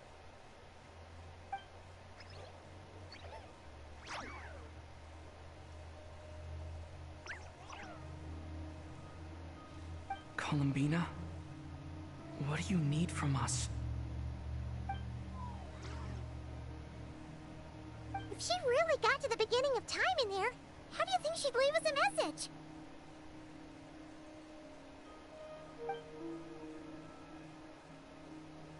You don't think she'd write it down on a stone tablet somewhere in the hopes that we'd find it, do you? Seems unlikely. Columbina may not talk a lot, but she thinks deeply about issues like this. Let's review what we know. This is the Columbina who fought alongside us against the Rahir of Solnari, and with whom we celebrated Moon Prayer Night. She knows our personalities, our ways of doing things, even our unique strengths and abilities. So, if she wanted to tell us something from a long, long time ago, what would she do? Oh. Finally.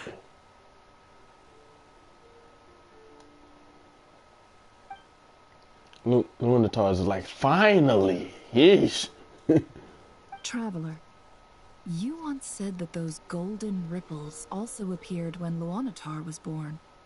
What if Columbina left Luanatar here, not just as an anchor to the real world, but for some other purpose? If she is part of Columbina, and Columbina knows that I can see past events through her... Oh yeah! Like when you peeked into Rarir's past through his heart! Nefer, wait! If you're right about this, and you can really see past events through Luanatar, your eyes, they'll... Oh, I know. Looking at Rarir's past in Conria was already enough of a strain on my eyes. Looking this far back into the past, it'll surely blind me. But it's our only chance. This is the only way. Boss. We spoke about this once, a long time ago. Do you remember what I said, Yehoda? The day I lose my sight, the Curatorium of Secrets will be yours to run. But... What's wrong? I'd be overjoyed if I were you. This day's come a lot earlier than either of us expected. I need to know you'll honor our agreement, Yehoda. Promise me. Yes, Boss Neff. I promise. Are you sure you don't want some time to think this through? What is there to think through? I should have gone blind after our battle with Rarir. Frankly, it's almost criminal that I got away with it for this long. Then at least let me take some precautions on your behalf. And if you really do lose your sight, I'll visit your office every day and make sure you're well looked after. Oh, please, anything but that. I was actually ready to go through with this. Are you trying to scare me into backing out? As if I could ever scare you. I'll assume you're just joking to calm your nerves. All right, enough chit-chat. Let's do this.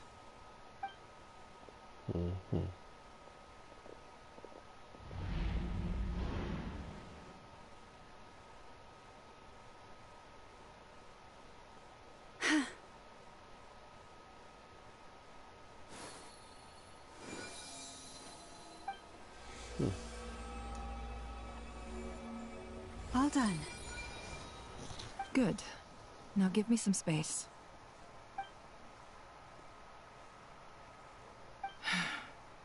Come on then, little one.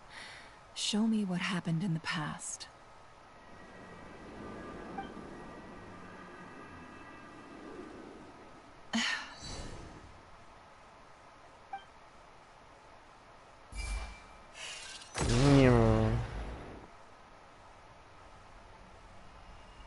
Between the Trilunar Authority, Kuvaki, and the soul-surviving moon, the Frost Moon, I think I might know how to get back. But I will need my sister's help. Time to go talk it over with them.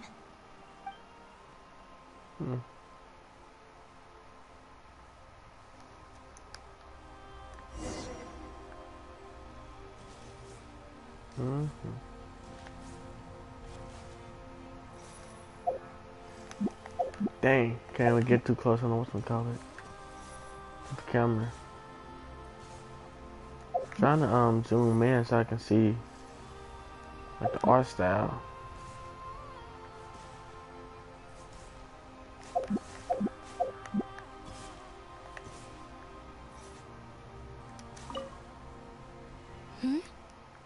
Have you decided what to do?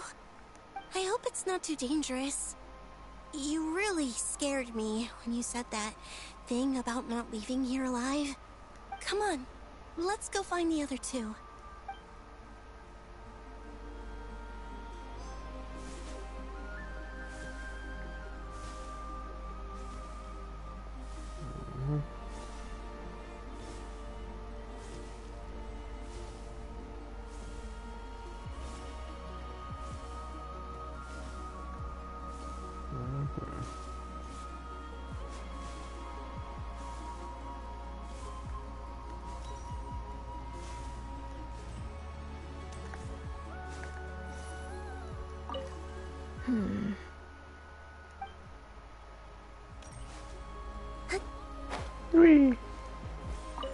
It seems you have reached a decision.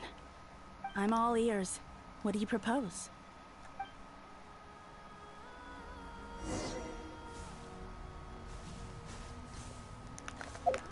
Yeah, you can't put the camera too close to them. Kinda sucks.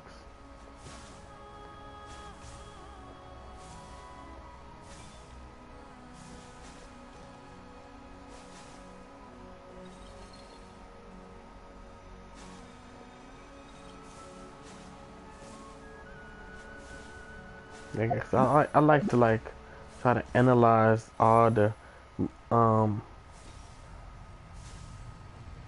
accessories they got on, like bracelets and crowns and stuff.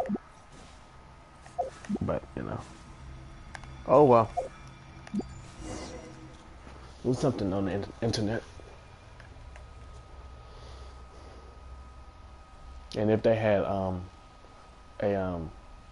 I know they wouldn't, but Have see you if there's figured like it a out, vision. Columbina? Tell us, how do you plan to leave this place? I intend to die here, in this moment, and then be reborn in the future with the help of my friends. What? What are you saying? How can the dead be reborn? And how will you inform these future friends of your plans? You can't exactly leave oracles. Nothing can escape this place. not a single ray of moonlight. And even if you found a way, what if they never find the message you left for them? You'll... No, that won't happen. Come again? They will find my message. I'm sure of it. I'm not following. How exactly will you achieve this? On my way here. It's quite simple, really. First, I will leave my soul here.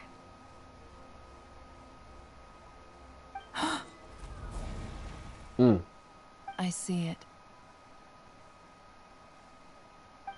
Your soul? You mean you're a divinity? Yes. I once left a portion of my soul in the future. One so small that this prison barely noticed anything. In this very moment, she can resonate with my soul across time. When the time comes, I believe that she can serve as an anchor to pull my soul from here back to the future reality. Just as gravity connects the world to the moon. Exactly. In the future, where I came from, the moon has been cast beyond the false sky, but I can still feel that it is there. In a similar way, I can feel a connection to the soul fragment I left behind even now. My friends can use it to detect my presence. But how do you just leave your soul here? Is that even possible? On my way here, I met an ordinary mortal who entered this place long before I did.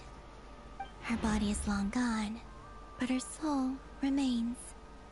And before that, I encountered an old enemy whose entire soul survives here intact, while the power that once corrupted his body has faded away. So, perhaps this space is specifically designed to imprison divinity and authority, but not the physical body. Still, even if your body can escape, would it not just be a lifeless husk without the soul inside? Wait, is that what you meant when you said you wouldn't leave alive? Yes. I shall turn my body into moonlight and pour it over Nodcry. That power shall protect the land and quietly blend into it, awaiting my soul's return in the future. However, I cannot do this on my strength alone. I would need your help to do this, so I'm humbly asking for your assistance. Oh, dear sister, you need not be so formal. As I said before, we are but remnants of a bygone age. You, on the other hand, were born alone in that distant future, and you have walked a long and lonesome road since then. How could I bear to let your story end here in this dungeon? Don't forget, we are your sisters, your family.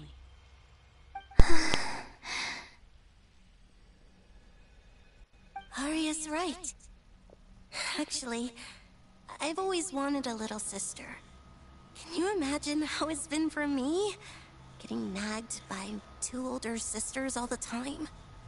Now, I finally get to be the big sis. And not just that, but I get to help you return to your world, too. How could I say no to that? Sonnet. Canon?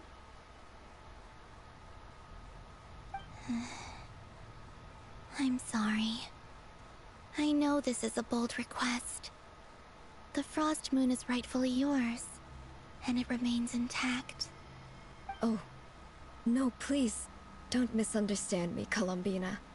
I was just thinking back on the years that the three of us once spent together. You cannot imagine how happy I am to hear of the future world you describe. The Frost Moon Scions, your lovely, kindly friends. For the three of us, whose purpose in life was to maintain the peace in Tevat, it is a great relief to know that the people of this world live in such an abundant future. If your plan can save them, and save Nodcry, I will gladly give you all that I can. Besides, the three of us have been together since the day we were born.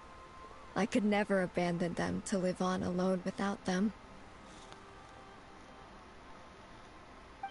Canon. Still, I do have one question I would like to ask you before we proceed. Certainly. What is it? Why do you cover your eyes? Good question. Yeah, I was curious about that too. But it seemed personal, so I didn't want to intrude.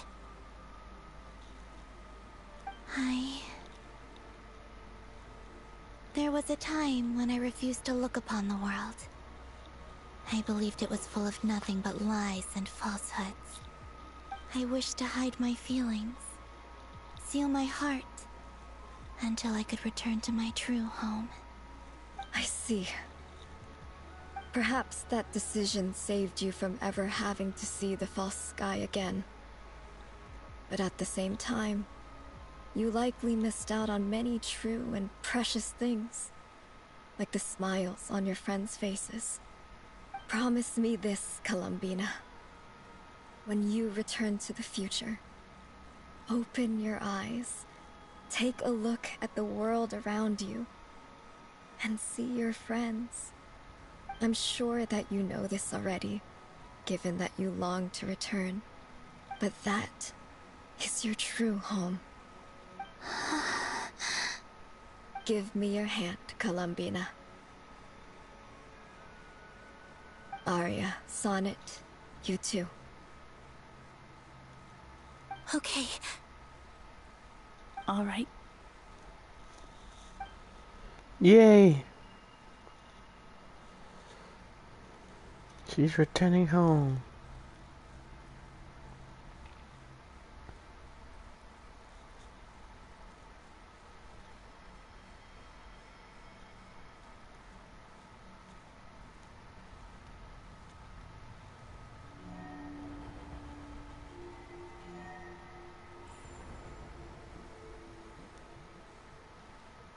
We once were the song sung for eternity, but now it is you who must continue to sing. We once were the tides in the great river of time, but now we subside, and you arise. We were the messengers of madness and inspiration. But now, the lies have faded, and your truth must endure. We are souls awaiting the sun. You must return to be with those who smile when they see your face.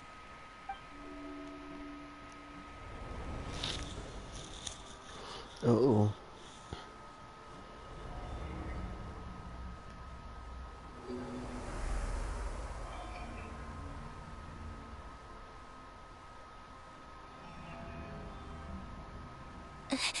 Is it done?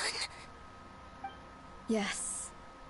We have transferred the authority over all 3 moons to Columbina Hyposelenia. From this moment on, she is the Tri-Lune Goddess, the one and only of this world.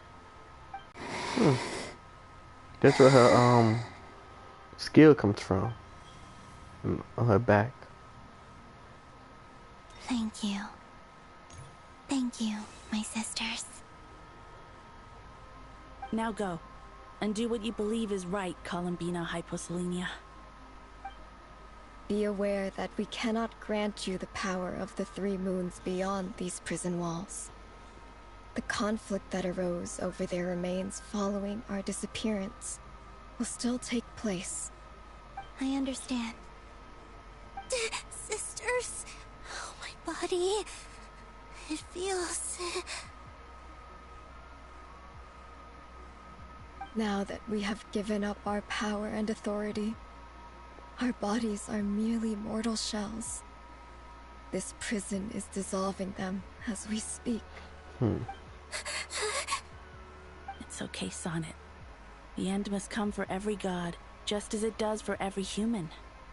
That's all this is. The final destination of our lives. Canon and I will be by your side the whole way. We have one final request, Columbina. Could you use the Three Moons' power to send us back into the real world? Now that we have lost our powers, I doubt this space will seek to hold us further. It's just... we would like to spend our final moments together in the only place we ever called home. Of course. Gladly.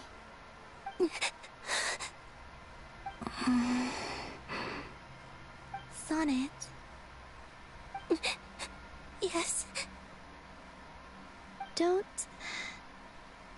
I wish I could tell her not to give in to the abyss. Not to be afraid. But is this really what I should say at this moment? Don't forget. I'm so glad to have a big sister like you.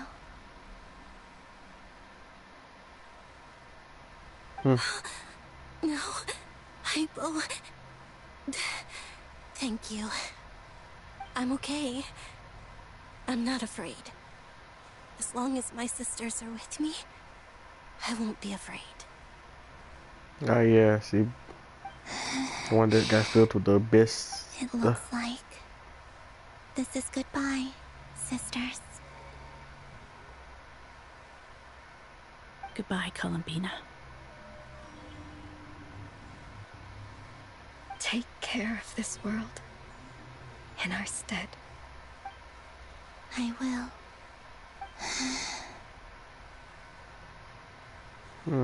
And now, it's time for me to bid farewell to my body, too. May it become the moonlight that keeps Nodcry company through the long years ahead. So this is why Nodcry was not always home to Kuvaki. It only appeared after I poured my body out upon this land, and only this land. Kuvaki responds to me because it is me, my body, answering the call of my soul. And the golden energy I've encountered on my way here was, in fact, that very soul, which I am about to leave here to guide me. Your past, present, and future Oh, power is her. Triune, eternal moonlight. I, Columbina Hyposelenia, lay aside my body.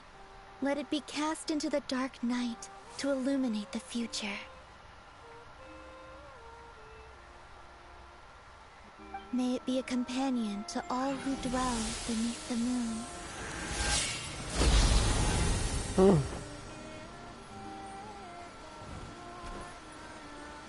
Until the time comes for me to return home.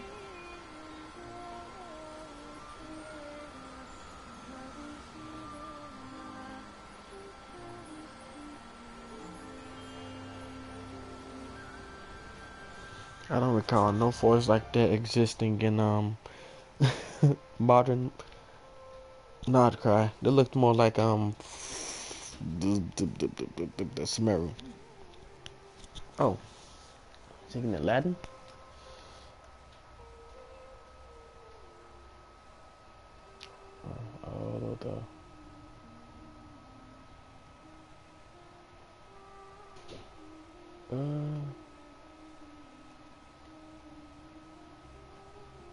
Unless this, nah, this is the forest in oh, it's the more recent area, I think. It's the more recent area they added.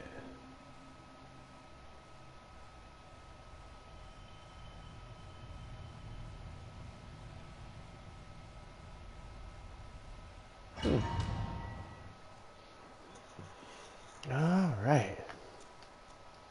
Saving. Still got more of this. Got more of this quest to do.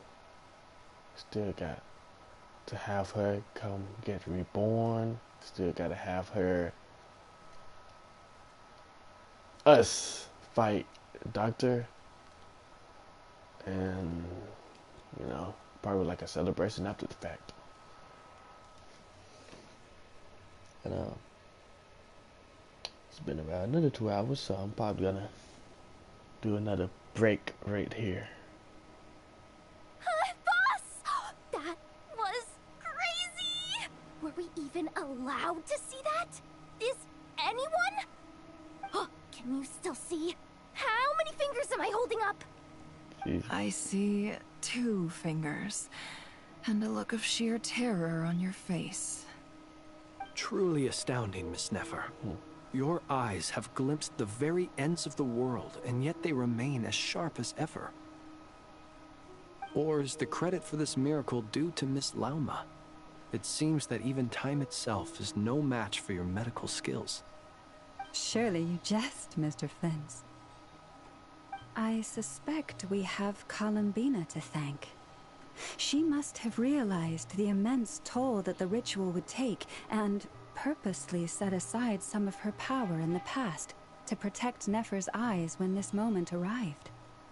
There is always a great price to pay for witnessing the truth, but it seems that this time, Columbina has shouldered that burden on our behalf. She chose the perfect method of getting a message to us. Though her eyes were always shut, she was clearly so perceptive. She knows us well. She knew exactly how we would think and what we would try. Despite being separated by time and space, we're seeing the same possibilities and seizing the same opportunities. We still don't even know if she's okay right now. But as long as there's a chance we can do something, we'll fight to make it happen. I'll get you back somehow, Columbina.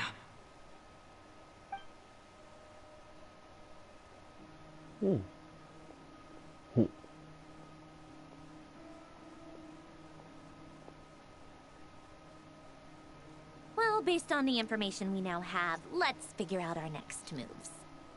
Thanks to these gentlemen, we have a much clearer picture of the situation with Dottore. The civilian population has been moved to safety, so we no longer need to hold back. Miss Androne, how are the calculations going? So far, so good. I'll keep seeing how far I can push the system, though. Can't have Hatman being powered down for nothing. There's still a long road ahead. Where should we begin?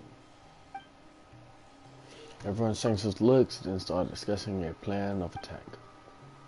The battle ahead is filled with unknowns. No one can say how strong Doctor's grasp of the 3 moons' power is.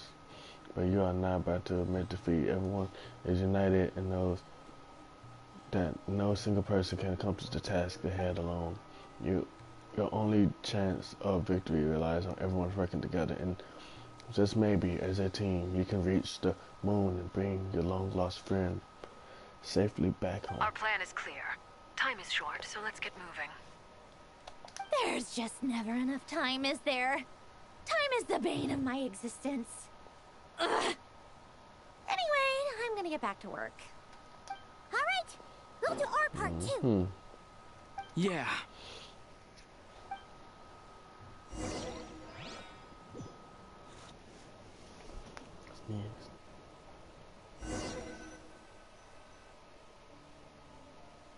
Albedo's theory says that elemental energy can dilute the light realm's power. But I'm no expert in building elemental defenses. Sounds like something out of the advanced elemental theory section of the library. Whew.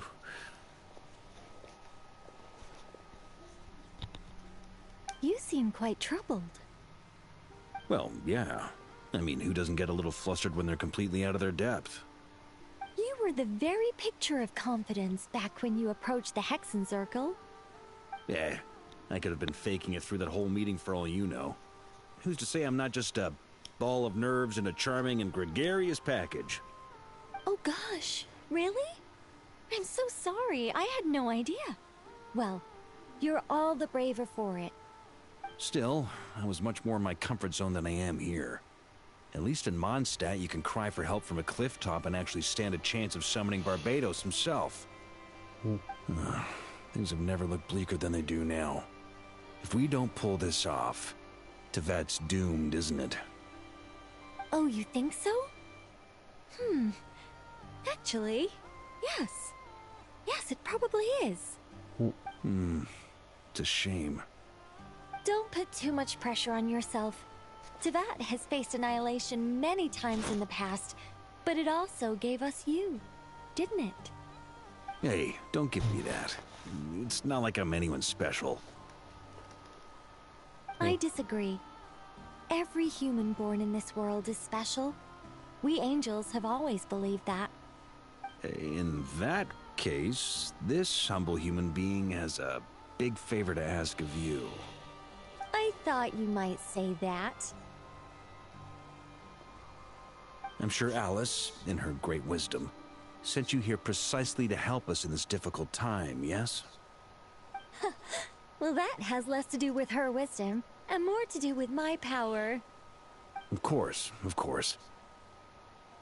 Well, the thing is, these elemental defenses we're about to build, I don't think it's a question of if they'll fail, but when. Durin's findings from his patrols make it clear that Dottore is constantly expanding his territory. First it was his lab, then the design bureau, and now this. It's not realistic to completely stop him encroaching on the rest of Nagrai. Rather, our goal should be to stall him for as long as possible. If Miss Sandroni's calculations are correct, well, they're the closest thing to certainty we have in this situation, so let's assume they are. Anyway, her calculations suggest that our best hope for victory lies in Miss Columbina's return. It's up to us to slow Dottore's advance and buy time for her to make a return. Are you asking me to help you with building the defenses? No. I'd like you to prepare for what comes next. When he eventually reaches us, we will have to fight him. You were an angel once, and I'm asking you to lend us your protection. Oh. Can I take it that you're triggering the terms you fought for during our three-way talks? Well, technically those terms were about protecting Mondstadt. But if you're happy to agree to the change in location, then yes, let's do that. You're cashing in on this much sooner than I'd imagined. Well, yeah. The way things are going, I might not get another chance. Very well. The mages have heard the knight's plea, and we will respond. To tell the truth, Alice and I had already discussed how we might help you all, so I didn't come empty-handed. I always like to be prepared. I'm really surprised. This is... wow. Yeah. This is great. Seriously, thank you. It's been many long years since I had a chance to dazzle humanity with a little divine intervention. To humbly serve as a reliable and responsible guide. Anyway, Knight of Boreas, please accept this gift in recognition of your great virtue. Go now. May the angel's blessing deliver you safely to your destination. Nice.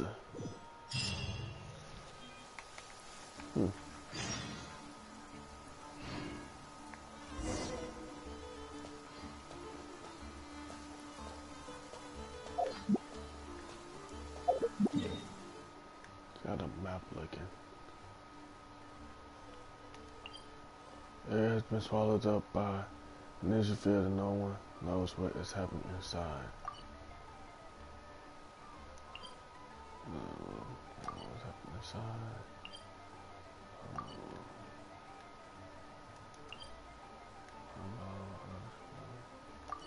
Is this on different areas or it's on the different areas? Yup, this was right there. Yup, this was right there. Yup, this was right there. Yup, that's the harbor that's right there. Yup, the little forest that's right there. And here's whatchamacallit, his lab.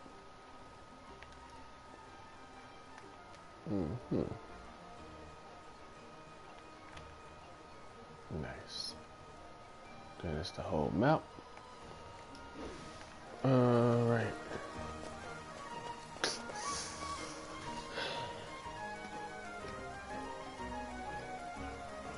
250. I'm gonna go ahead and BRB. Hold up.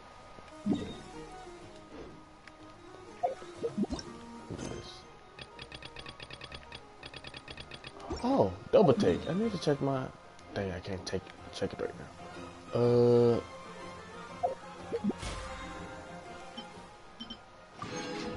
Alright. Yeah, damn, change the team.